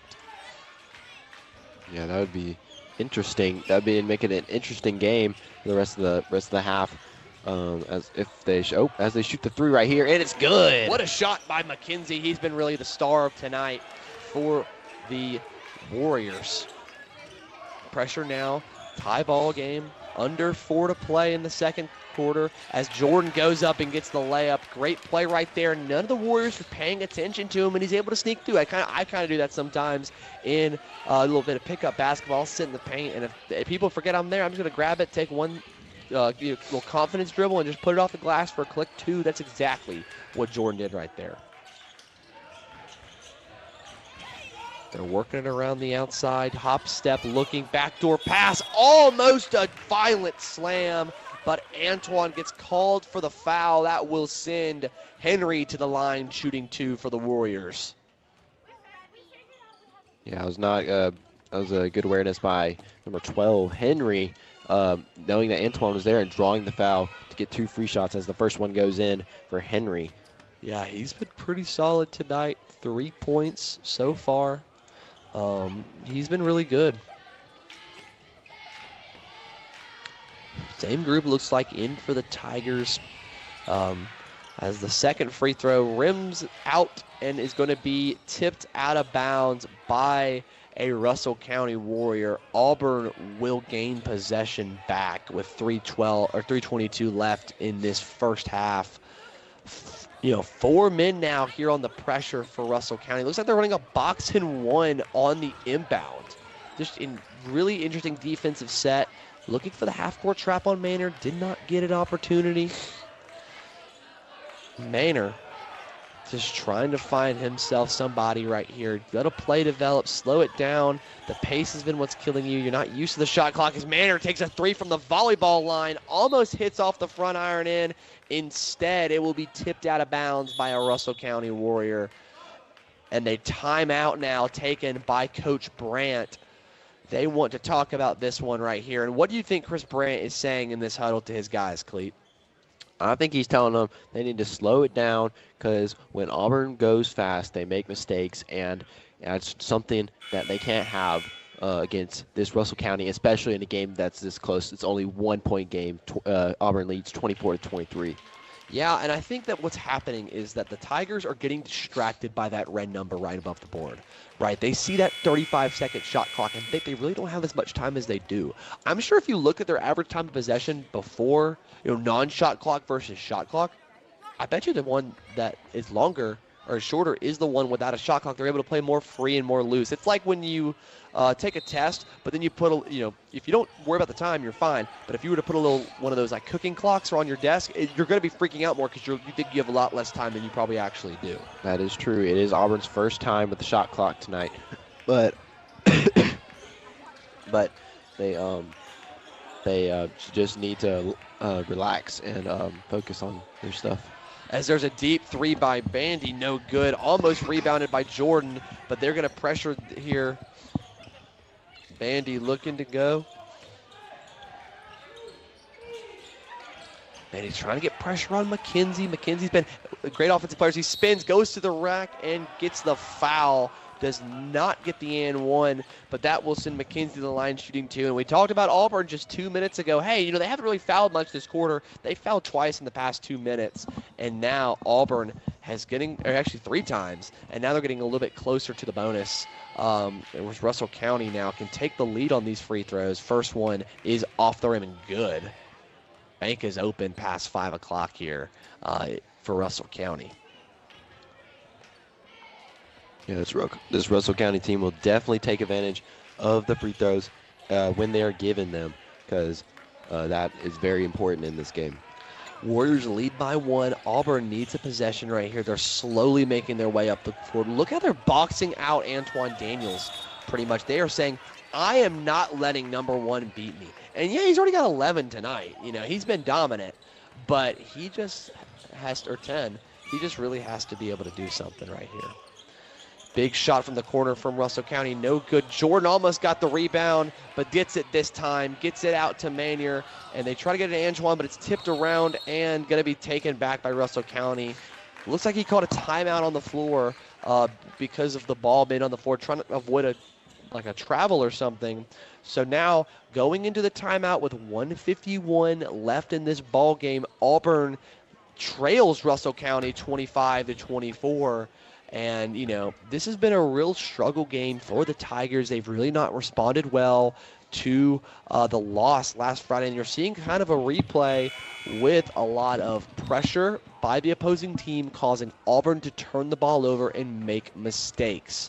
If they want to try and pull ahead in this ball game, they've got to play complementary basketball, slow down, make the right choice. If they're just boxing wanting Antoine Daniels so that he doesn't get the ball, someone else got to step up. Manier's got some points. Trey Ross might need to score a little bit more, but he's in a little bit of foul trouble. Who's going to step up off the bench? Because right now I don't think there's 0 bench points for the Tigers, and that's been a real struggle all season, but especially tonight. Certainly, this Auburn team needs to get bench points. As a steal there from who knows? I think that was Trendon Manor. That'll be Caleb Brooks, actually. No, that's not. No, that's Kentrell Evans. Oh, Kentrell Evans. Yeah.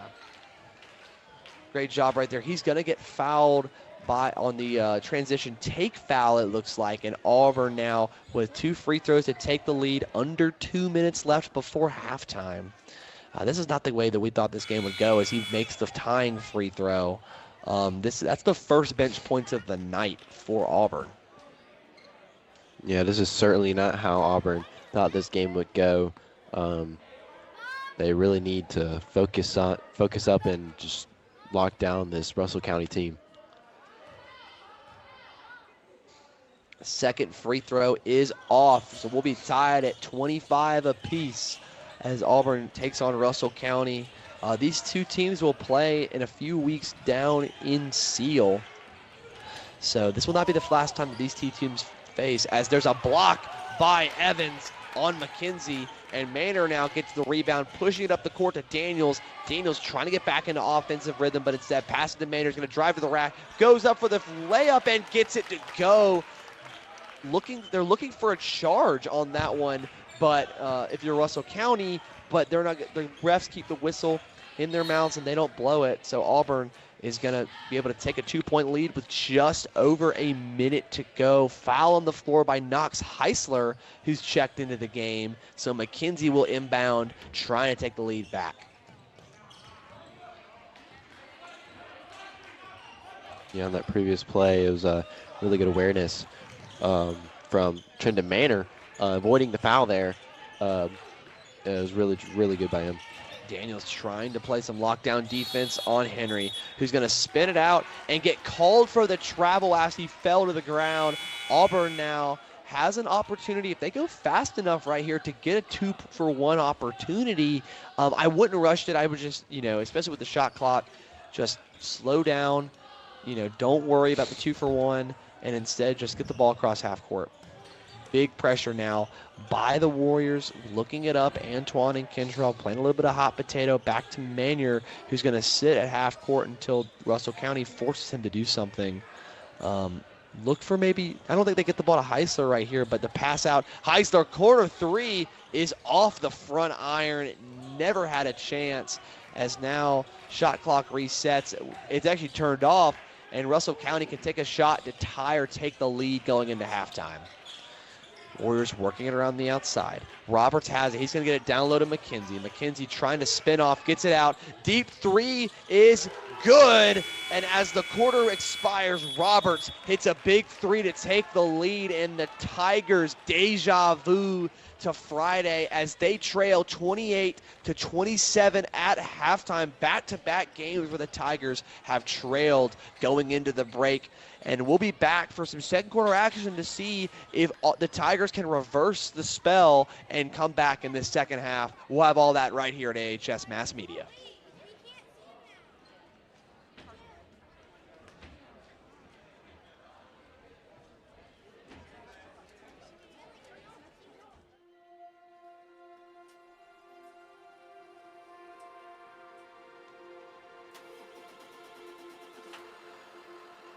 When I was getting ready to retire, I had to have somewhere to look for some health insurance.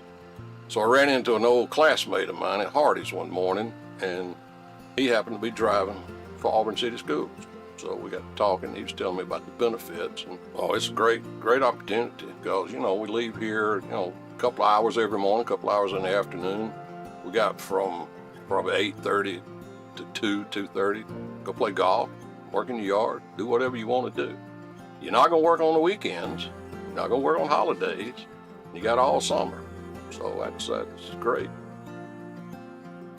Okay, if somebody's considering driving a school bus, I would say do it.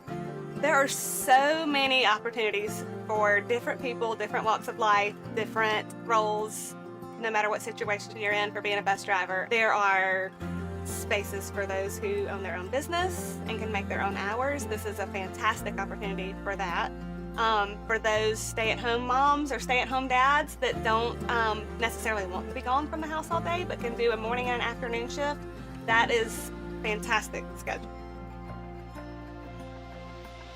But I know they're paying on Mr. Lewis to take them to school. So I try to get there on time, every day, and show up every day. And that's what I've been doing for the last 20 years. I love kids. I love people. I like tiny people. Best part be the school bus driver. Again, you help these kids get education. You help these kids go to the school, and you help these kids go back to home. That's, in my opinion, the best part. My favorite things are the handwritten notes, hands down. Even if the parents are making them do it, they usually think about, what you mean to them and what impact that you've made on them. We need bus drivers. We love to have bus drivers. We need drivers every day. It's all about the kids. They're the ones that's special, honestly. And that's why I'm here. That's why I'm still here. And they can't get rid of me, But I'm not letting those 70 kids that are counting on me to get to school, I'm not letting them down.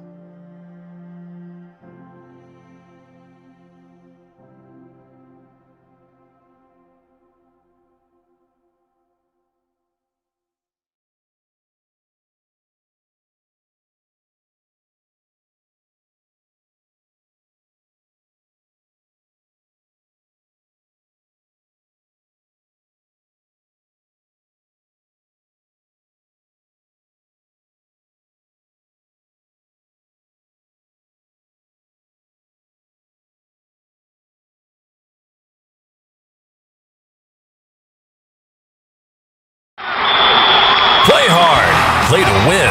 But when sports injuries occur, you can rely on Encore. Our professional team treats all types of sports-related injuries for athletes of all ages. Our licensed therapists work closely with the patient, your family, and physician to get you back into action quickly and safely. At Encore, we love to see you move.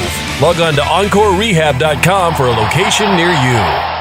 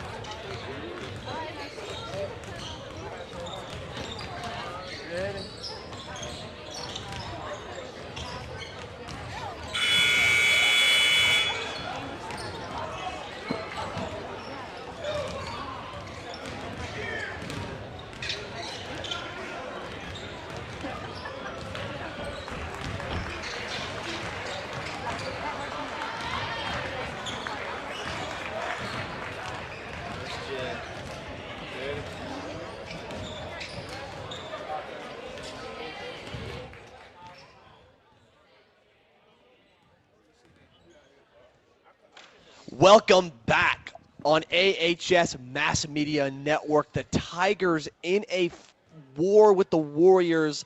They trail Russell County 28-27 coming out of halftime. My name is Trip Upton. I'm here with Cleet Carlson.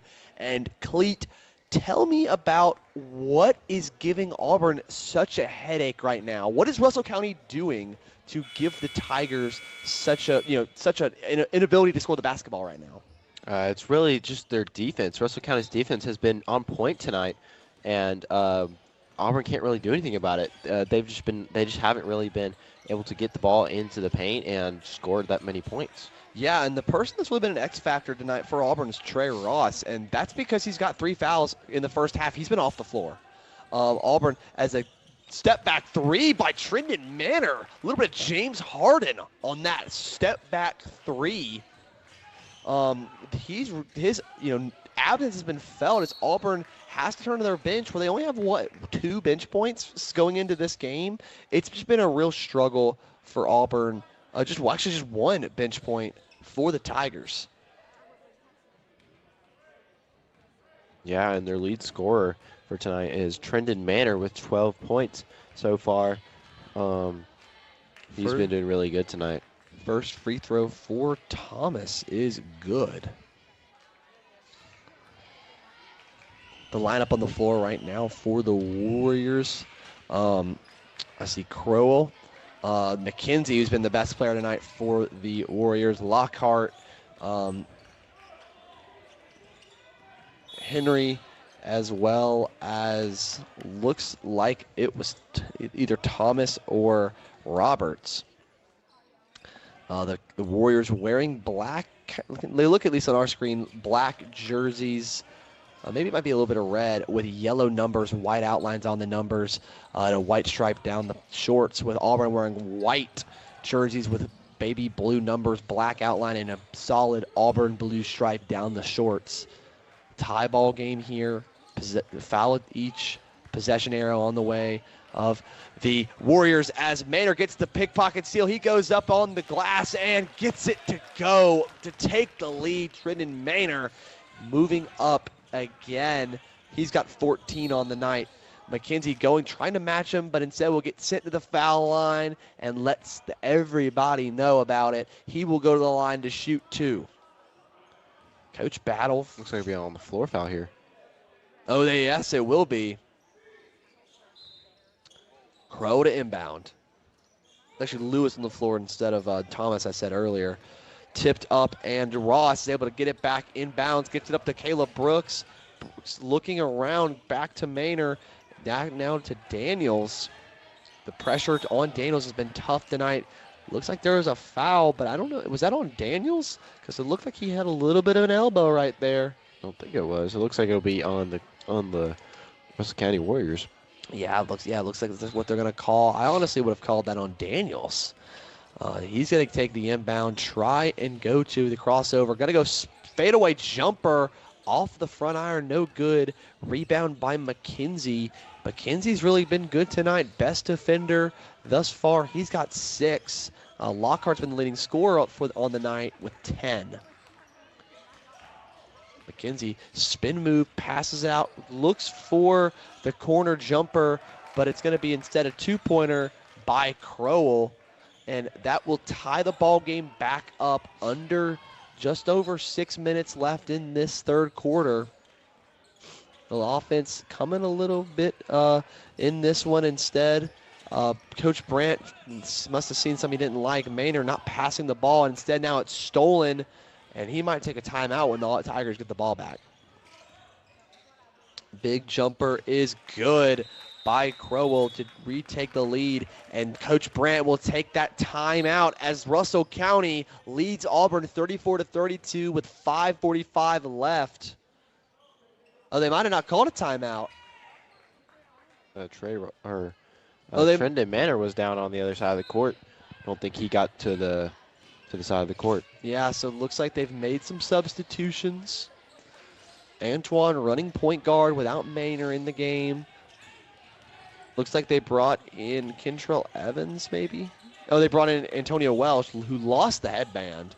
that he had on earlier. Antoine spinning, pull-up jumper, no good, looking for the foul, did not get it, and instead it's out of bounds. Auburn will lose possession as Russell County will get the ball back. Might have been push-off or something. Warriors taking the ball up the court. They've been so good in the jump shot game. Really haven't needed to go to the rim and go to the paint a lot because a lot of their shots have been coming from outside on the perimeter. Out of bounds, looked like it hit off his knee, and they're going to say it was a charge. Instead, Auburn will get the ball back. It's been a very defensive game for both teams. Lots of fouls. Auburn and Russell County both with 3 fouls right now early in this third quarter. Gottheld into the game now as well for Auburn. And it just looks like a very defensive game, not many points.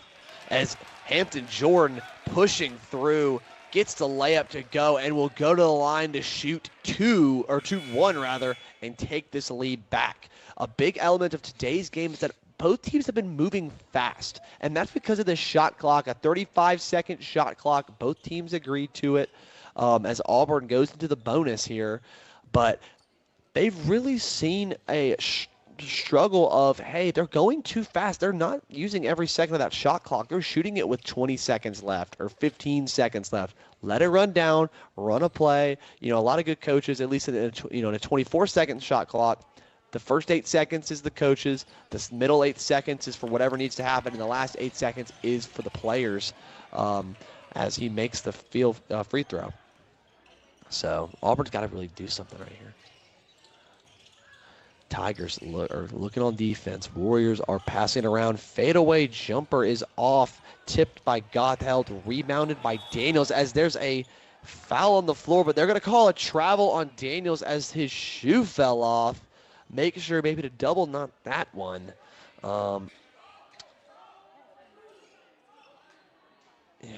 Looks like he just came out of the shoe, maybe stuck to the ground. But because of the travel now, Russell County an opportunity to take the lead here on the jumper. Yeah, certainly, Russell County can very, very much take advantage of this opportunity that Auburn's given them. Inbound down low, tipped by Jordan and out of bounds. That will send the ball to the sideline instead of the baseline. But it will still be Warrior basketball. Only 3 seconds coming off the clock there as well. Inbound to Lewis. He's going to go up on the glass, blocked by Caleb Brooks. But they're going to call a foul on the floor on... looks like, are they going to call that on Welsh? Looks like it. It might be. I didn't see. I thought Brooks had that clean. So, well, maybe it was Daniels. First free throw is good. That will tie the basketball game. Not a lot of time coming off the clock on this possession. Just kind of slow, grinded out basketball.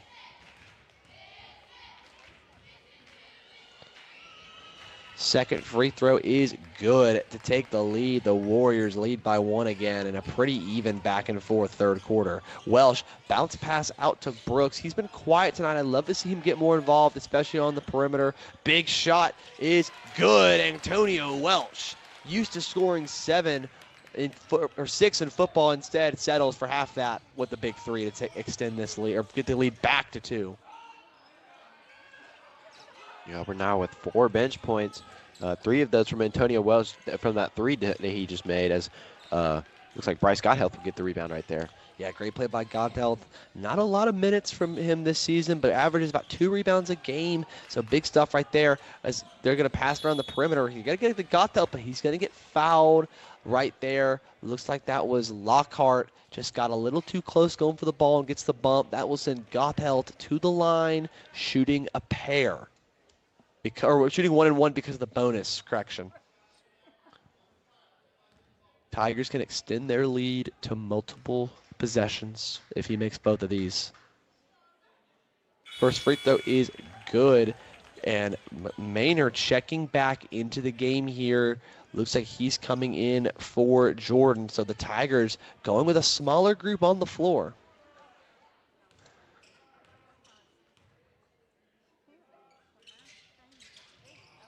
off the back iron and no good. It will stay a one-possession game as the Warriors pushing it up the floor. But a steal attempt by Maynard instead will be a jump ball.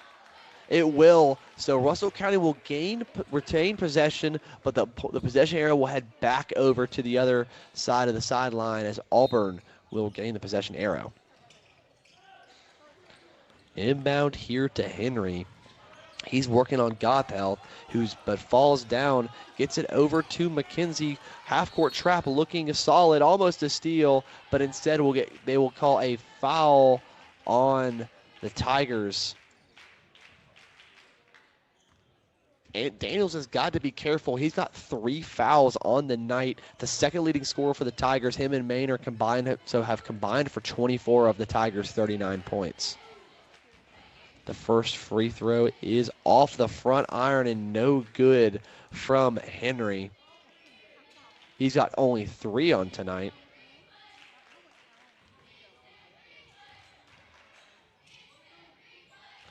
Second shot is off again, so 0 for 2 at the opportunity to cut this lead down.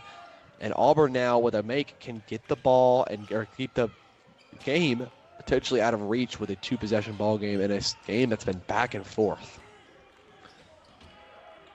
Working it around the outside, Daniels just looking for somebody open. He has Welsh, but relatively deep. They're going to try and take this shot clock down under 10. Looking for somebody. Brooks is going to have it. Now it's time to play with a little bit of urgency. Gets it to Gothel, who's going to take it. Fadeaway jumper off the back of the rim and no good. Shot clock is not going to expire because it hit the rim. So that's going to be Warriors advancing the ball now. Under 3 to go in the third as they get the ball underneath. And a great block by Antoine Daniels out of nowhere, sounding like Randy Orton. Welsh going up and under and gets the shot to fall. That will extend this lead to 5. And the Tigers now grabbing momentum after that huge block. Really great block by Antoine. Russell County was moving the ball around really nicely, but Antoine just blocked that out with a massive block at the rim. Big shot is good by Lewis, looking for a foul right there. Surprised he didn't get it. Maynard trying to avoid the half-court trap right there. Gets it back to him wide open from 3, but doesn't get it to fall. Usually he doesn't miss those kind of shots. Usually a pretty solid 3-point shooter. Brooks saves the ball, but it was right place, right time for Henry as he puts it off the glass and gets it to go. Henry's up to 5 tonight. One of the leading scorers for Russell County. It's been a lot more even for the Warriors than it has for Auburn.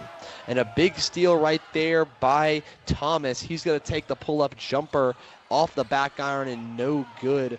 And it's going to be bounced around still. Welsh diving for it, gets the ball and trying to get it and calls. Looks like they're going to say that he hit off a Russell County defender, and Auburn will return. Actually, they're going to say that Welsh called a timeout. So timeout on the floor for the Tigers that lead by 1 over Russell County. And this game has just been back and forth, back and forth. No team really has gone on a multi-possession run. It's really just been match for match, blow for blow, except maybe an occasional 2 is a 3 and a 3 is a 2, which has led to the 1-point deficit flipping after halftime.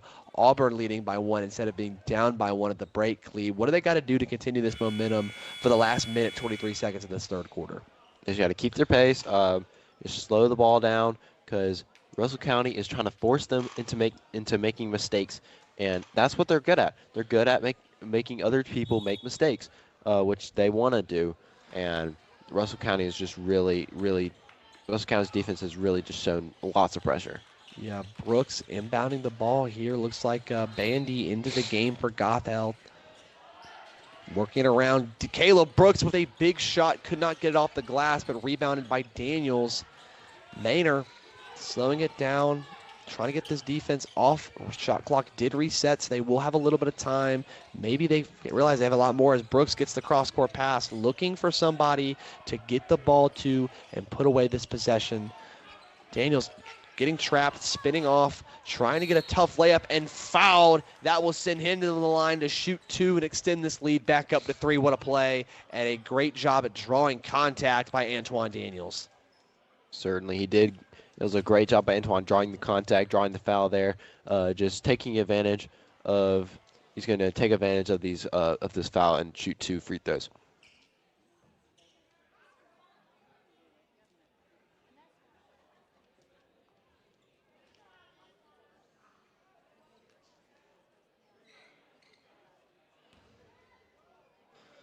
First free throw by Daniels here, under a minute to play in the third. Is off the back iron, rims out of the toilet bowl, and now is going to have a opportunity to just put it to a 2-point lead instead of 3, which I think Coach Brandt was really hoping and expecting. Second is good. That will put Antoine up to 11 points on the night as well, but with 3 fouls, it's really a question of how long can he stay in the game, especially if you come down to a situation where you're going to need fouls to win. Yeah, especially if this game goes into overtime, they will definitely need Antoine Daniels in that situation for Tigers. Yeah, and we've seen as Auburn gets a steal, they're going down the court and get a shot to fall. Great job right there by the Tigers. Looks like that was Antoine right there on the steal and the finish. And that'll be out of bounds.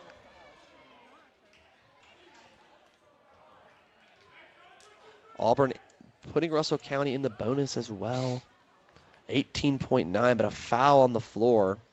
That will send the Warriors to the line shooting 2. Looks like that's going to be Henry, who's been to the line a lot tonight. First free throw is good. Gothel checking in for Antoine, giving him a much-needed break. The group on the floor, Gothel, Brooks, Welch, Maynor, and Bandy, a really bench-heavy unit with a guy who's not really gotten a lot of foul trouble, though still the leading scorer on the night, Trendon Maynor. Antoine makes a guy, Antonio making a guy miss right there, pretending it's football, trying to get to the end zone, breaking ankles, juking defenders, but instead it's going to be out of bounds. Auburn will retain possession, but he didn't really go anywhere with that one. He couldn't get to the end zone, should have tried and taken it to the rack. Chippy game, a little bit of contact after the play right there. Looking for something, gets the ball to Welsh. Under 10 to go in this quarter. Welsh dribbling crossover. He's going to try and step back. Might need to pass out. He's got Gothel open in the corner, out of bounds. Russell County will gain it.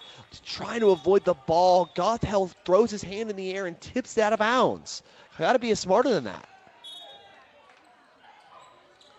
Looking for the inbound. They're going to get it in to the team, and it's going to be no good. So Russell County and Auburn in a low-scoring pitchers duel. The Tigers leading the Warriors 44-42. We'll be back for this deciding quarter after the break.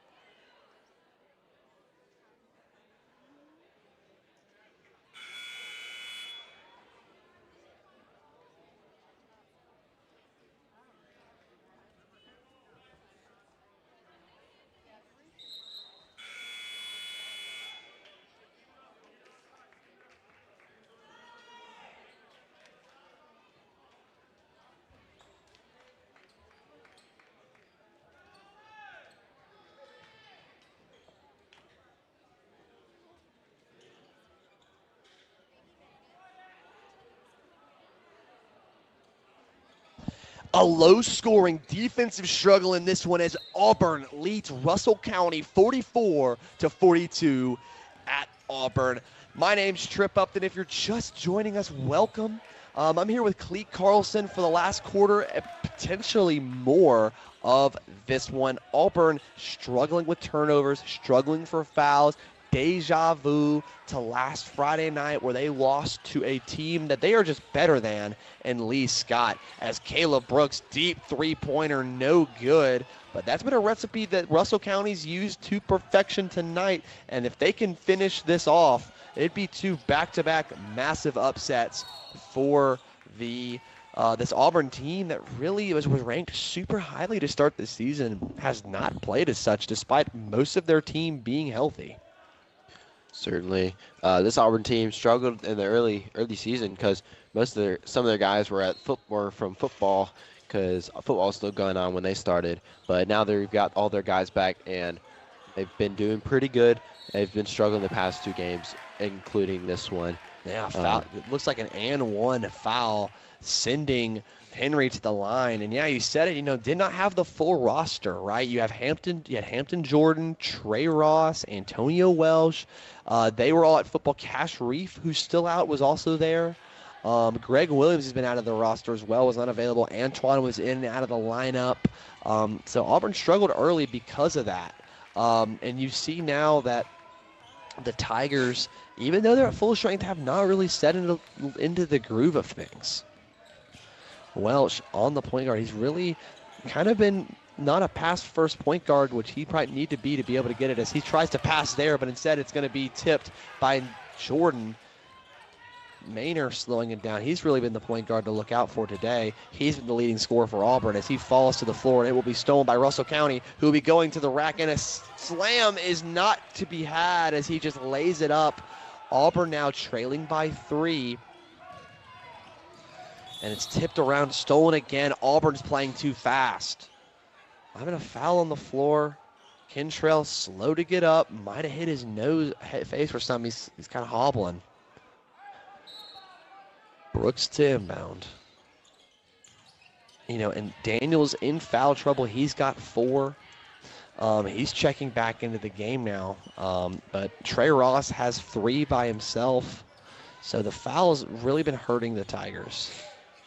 Certainly have. They cannot have those fouls, especially in a close game like this. Great play right there. The corner 3 right on cue from Kentrell Evans. The man who was knocked down in the last play makes a great one is there. McKenzie going to the rack. He pulls up from the free throw line, and good to retake the lead for the Warriors. And the offense starting to come alive a little bit for both of these clubs. Going into this 4th quarter, it's crunch time. So, here at you say the university here in Auburn, we love the 4th quarter. We love it. Let's see if that holds true for 2 teams just outside of Auburn and one from actually Auburn.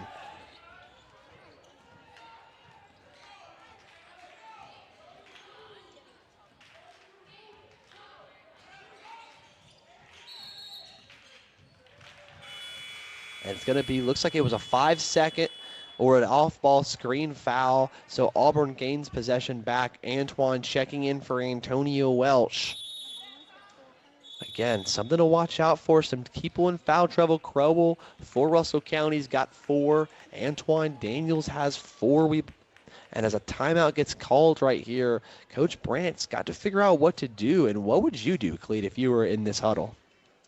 I'd just be really trying to encourage my team here because they're probably down in the dumps, trying to push through this game. And I feel like this Auburn team can push through as long as they keep pushing, shooting good shots.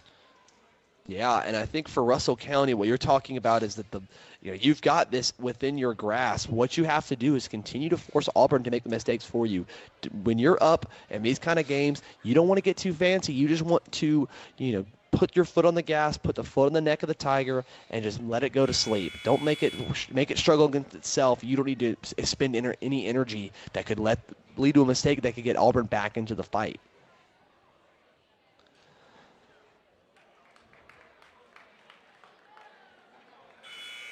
Coming out of the timeout, under 6, 5:47 left. Auburn trailing by 2. They will have the ball here. The group on the floor, Kentrell Evans, Trendon Manor, Antoine Daniels, Hampton Jordan, and Caleb Brooks.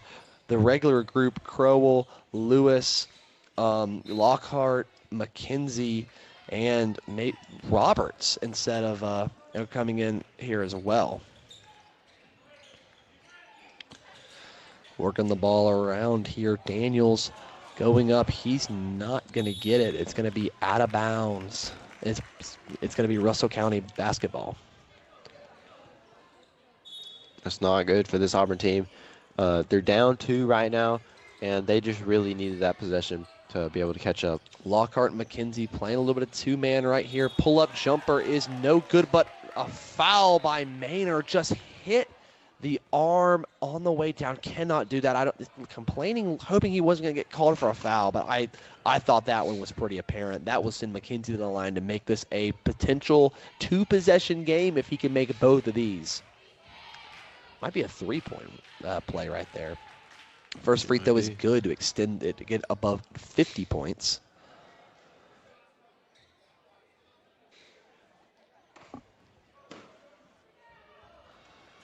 Yeah, it will be 3. The second free throw is off. So, hey, maybe if they miss this one, it's still a 1-possession game. But this is such a big one because if Auburn, if Russell County makes this one, they are able to take a 2-possession lead in a game that's really been a 1-possession ball game the entire game, as he does.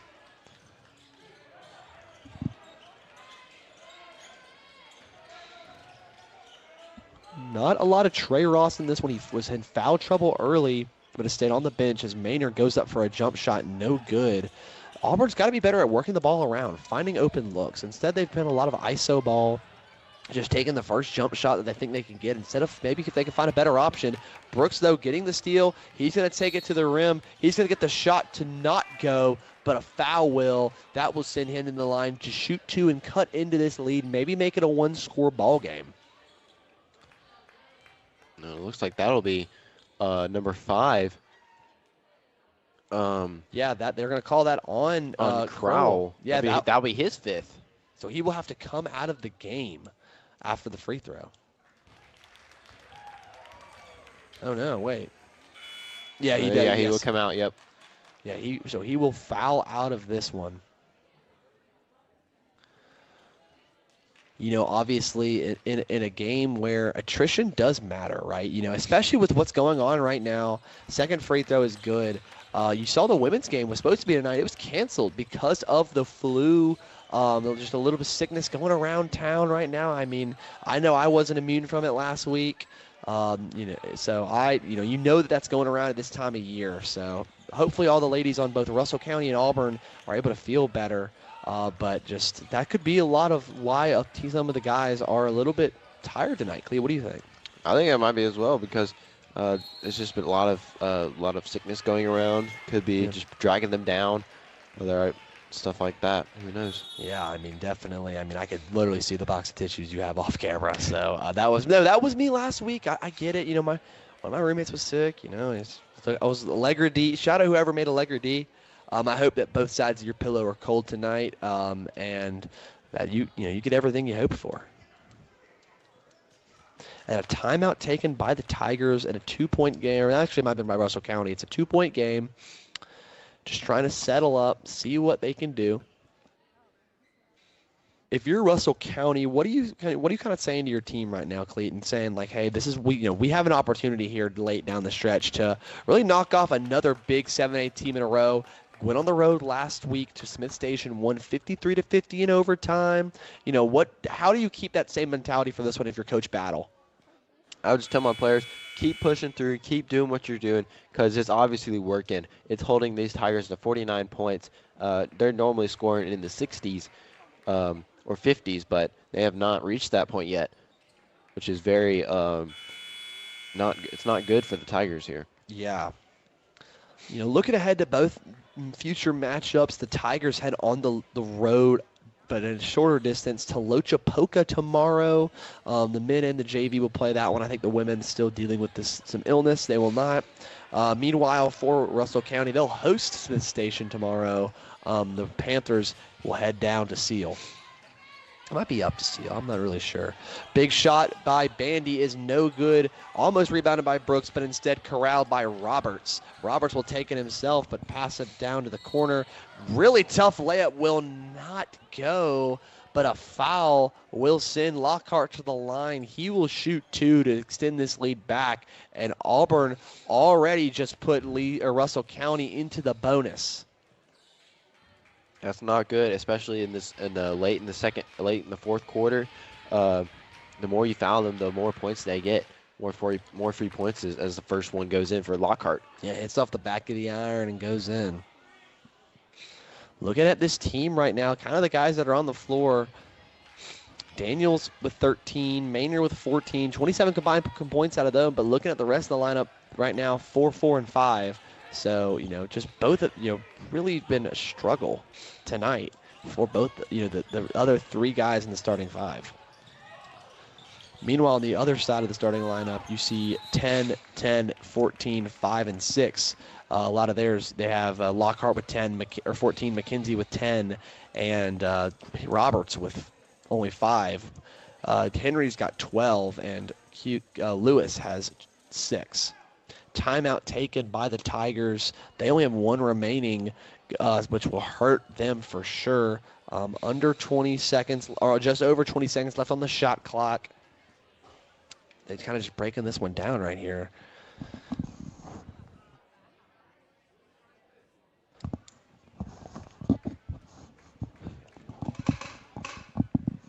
And it's something that's going to be that they're not going to have to watch out for now, but it's going to be a little bit important as it goes down the stretch is the fouls. Auburn already putting the Warriors in the bonus. That will save you a foul or 2. But, it definitely will hurt them getting there because that could lead to free throws, right, Cleet? That would be 100% damaging to trying to come back if you're giving them 2 shots every time. Oh, yeah, definitely. Russell County will definitely take advantage of those free throws to extend this lead to maybe 6 or 7. And it'll just be a good play by Russell County. Can't leave 6-7 2025, Clee. Come on. Inbound the ball. They will line up in a single file line. Brooks will be the inbounder. Antoine putting up the shot to go and will get the foul right there. Russell County tried to jump straight up. Looks like the foul will be on by Lewis, rather. And that will send Antoine for an and 1 opportunity to cut this lead to just 1.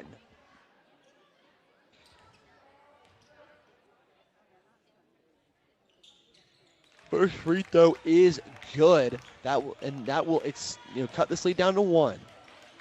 Under 4 now to play in the game. If you're just joining us, Russell County leads Auburn 53-52. McKenzie working this one around. Auburn's defense playing fast and furious. Antoine tries to go for the steal. It's off. Rebounded by Hampton Jordan.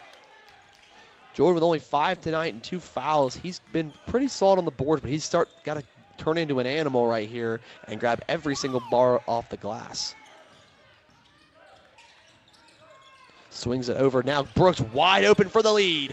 Gets it to go. Caleb Brooks, a beautiful play to try and take this lead back, and does. The sophomore getting close to double digits on that one, and a big shot for the young fella.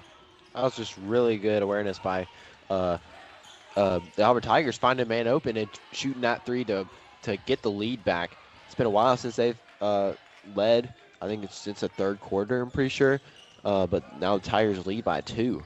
And they get to Daniels after the big shot is good. And Antoine Daniels letting the unit know that they's on fire. Extending this lead to 5. Coach battled for the Warriors, taking a timeout, and Auburn leads this one after back-to-back big 3 balls. They lead it 58-53 over the Warriors. And what a turnaround right here for the Tigers. Certainly, Auburn Tigers really switched it up, and now they are leading by 5 going into the last couple minutes of this 4th quarter. Auburn Tigers are doing really well on offense and defensive board. Russell County has not scored in the past couple possessions, which is really good for the Auburn Tigers.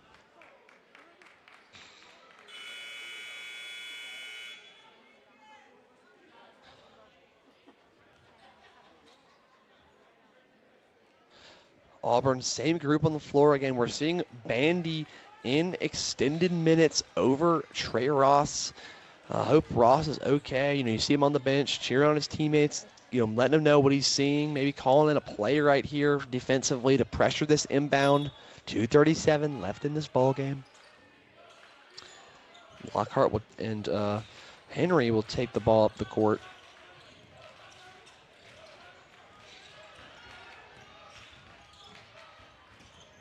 And that's going to be off and out of bounds, but it will stay over in the Warriors' side. Hits off the knee on the save by the Warriors, hits off the knee of Caleb Brooks.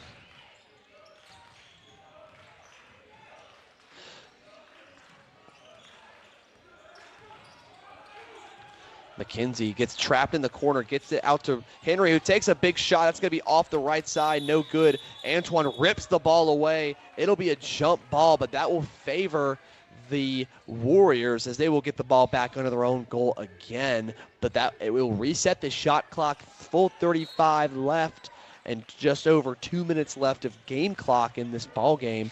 There's a wide open three, is off the front iron, a brick for Roberts, who was wide open, had nobody in his half of the court as Brooks takes a three.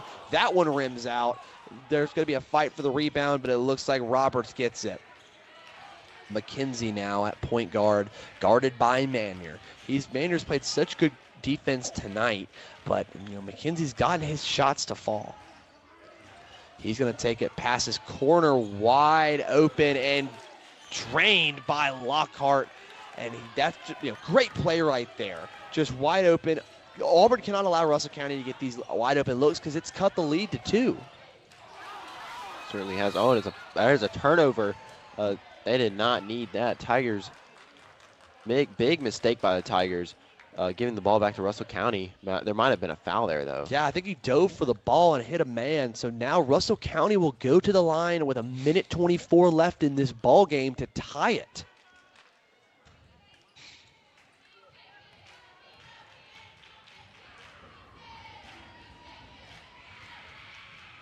First free throw is good.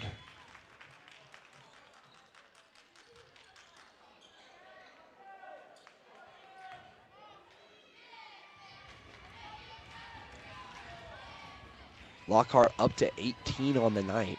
His second is good to push him to 19. Him and Antoine Daniels both tied with that for the game's leading scorer. Tigers need to get the ball past half court, and instead it'll be tipped and out of bounds, but it was tipped by a Warrior. Auburn catching a break right there, but the 5 seconds does not reset. They probably need to inbound this ball and get over half court immediately. Certainly. They do not have much time. They got 25, 26 seconds to get across the court and score here, but they just need to hurry up. Gets the ball to Antoine, but it's tipped and stolen by Russell County. They're going to have an opportunity with a tie ball game to take the lead. Just over 60 seconds remaining in this ball game. Deep corner three is off the front iron. Looks like there was a timeout taken on the floor, and with 1 minute left, it's going to be 58-58, a tie ball game. Russell County v. Auburn, and the Tigers need to use their home court advantage right here if they want a chance at this one. It's been dramatic down the stretch, Clee. The offenses have turned alive in this fourth quarter. They certainly have. Both of these offenses have really turned it up since the first couple quarters. Auburn led in the first quarter, but then at halftime, the Russell County Warriors took over and were leading by 1 going into halftime. And then the Tigers came back in the third quarter, and now we're tied in the fourth, 58-58. Both just really well done by these Tigers and this Russell County Warriors. Yeah, definitely. 60 seconds remain. Auburn not in the bonus. Russell County is. Could that matter down the stretch with these fouls? Certainly could. Russell County has a big advantage over here. If they get fouled, they go to the line immediately and get 2 free throws. But if the Tigers get fouled, they just have to inbound the ball and try to make it work. So Bandy staying in the game. Again, no Trey Ross. Really haven't seen him since the start of the third quarter. Really the start of the second quarter. Oh, sorry, correction, that's Kentrell Evans, not Bandy.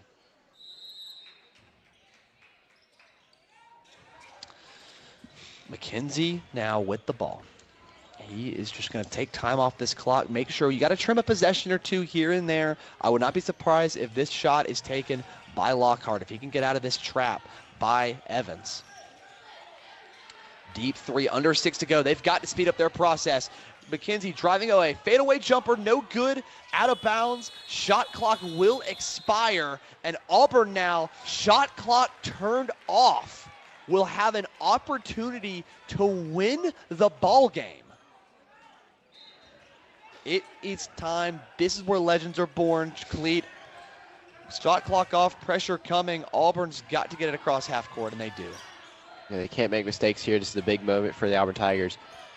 Manor looking, passing it around. It's going to be tipped, almost stolen. Looking back, Antoine with the ball at half court, under 20 to play. They're going to play for this last shot right here. Expect Chris Brandt to take a timeout maybe here in a second. He's got one left in his pocket.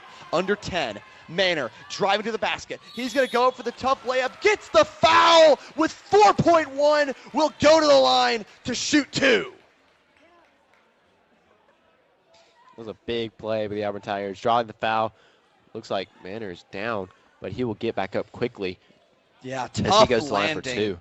Tough landing right there by Manor. Shaking up a little bit. Looks like Welsh will be heading into the game immediately following. They're going to wipe up that wet spot. But a clutch time play by Trendon Manor was the leading scorer going into the fourth quarter until Antoine Daniels started chucking it from deep and making them. And now, you know, it's really important that Manor shoots these free throws, because if not, Russell County can choose anybody on the Auburn team to take them. That is the rule when you aren't able enough to shoot a free throw. So they can make a guy like Hampton Jordan shoot a free throw. They could call in a guy like Knox Heisler. But Manor will take it. He's got to at least make it in a timeout taken by Russell County, their last timeout. Yeah, Trendon Manor, the highest percentage free throw shooter on this Auburn team, 83% free throw shooting. Trey Ross second with 50%, and actually Kentrell Evans will be second with 80%. And looks in it. Yeah, this might be the best guy to shoot the ball free throws. Yeah, but how does the contact off the floor really, play into that? If he's not able to do that, he's not going to be able to go. They could even make. You know what they could make? They could make Greg. If he wasn't able to take it, they could make Greg Williams take the free throws. I think that's not something that Coach Prant would ever want in a million years, unfortunately. And we love Greg. He's been great for our football team. He's a great defender. Cannot wait to see him play number 23 on this season. But definitely just needs to make these free throws by Manor. Russell County using the timeout right there to just ice them a little bit. I don't think they know they don't have enough time to get the ball down the court and chuck up a shot. But if I'm Auburn, I'm definitely trying to make both of these, and then don't foul. Especially now that both teams are in the bonus. If I was Auburn, I would try to make the first one. If we make the first one, then you can miss the second one, and the clock's running after that, and it'll give Russell County less time to shoot the ball on the other side of the court. Yeah, but if you give a foul, if you get a reach-in foul or something, or an over the back, it's going to send them the line to shoot 2. They'd be able to make a free throw to win the game. It is true, but Trendon Manor will make his first free throw, leading the Tigers 59 to 58. Yeah, they take out. Looks like they take out Kentrell Evans as Antonio Welsh into the game. The second one. Russell County inbounded the ball fast, getting it to McKenzie. He's going to push it up the court, looking for the shot, and it is the corner 3 is good, but they're going to say he stepped out of bounds. Oh my goodness. They will do, and that's what they're going to say, that looks like Lockhart stepped out of bounds with 1/10 of a second remaining. Oh my goodness. If he didn't, that was a beautiful shot. Russell County at the buzzer. Auburn will take a timeout. They're going to put 9/10 of the second left. So, if hijinks happen, Russell County has a shot, but Auburn might have just been saved by the bell. Yeah, let's take a look at this replay. If you could see it right here, they inbound the ball to McKenzie. Lockhart's down the court. They throw it to him. Jukes at our camera person, and as it goes over, you see he makes the jump shot. but they called him out of bounds. Oh my goodness, Cleet. If you're Russell County, that's got to be the worst thing you could have done right there. A bad pass pressured by the Auburn defense, and now your chance probably goes up in smoke of winning this ball game. Yeah, it's just heartbreaking for the Russell County Warriors right there. It's not what you wanted for that to happen, but just very unfortunate for them. Yeah. Now it looks like they put 9/10 of a second back on the clock. Antoine to inbound. I would not be surprised if they just inbound this ball to Antonio Welsh, and then he uses that, breakaway speed to just prevent getting fouled. Throws it up to the basket. It's tipped. It's going to be full court heave. Is wide left. And Auburn, in a low-scoring affair, survives the fight, overcomes the pressure defense, the turnovers, then the adversity to pull out a win. They win it 60-58 against the Russell County Warriors. Cleet, what just happened? Just very unfortunate for the Russell County. If they would have made that shot, they would have probably won the game, because there would have been 1/10 of a second on the clock. But the ref said he stepped out of bounds before the shot was off, and we couldn't really see it, but it's very unfortunate for the Russell County Warriors right there, but a well-deserved win for the Auburn Tigers. Yes, definitely. The Warriors will play host to Smith Station down in Seal tomorrow. The Tigers head on the road tomorrow to Lochapoka. Folks, this has been the AHS Mass Media Network. I'm Trip Upton. With me is Cleet Carlson. You've been watching some AHS Tiger basketball. We'll be back next week against Rehoboth.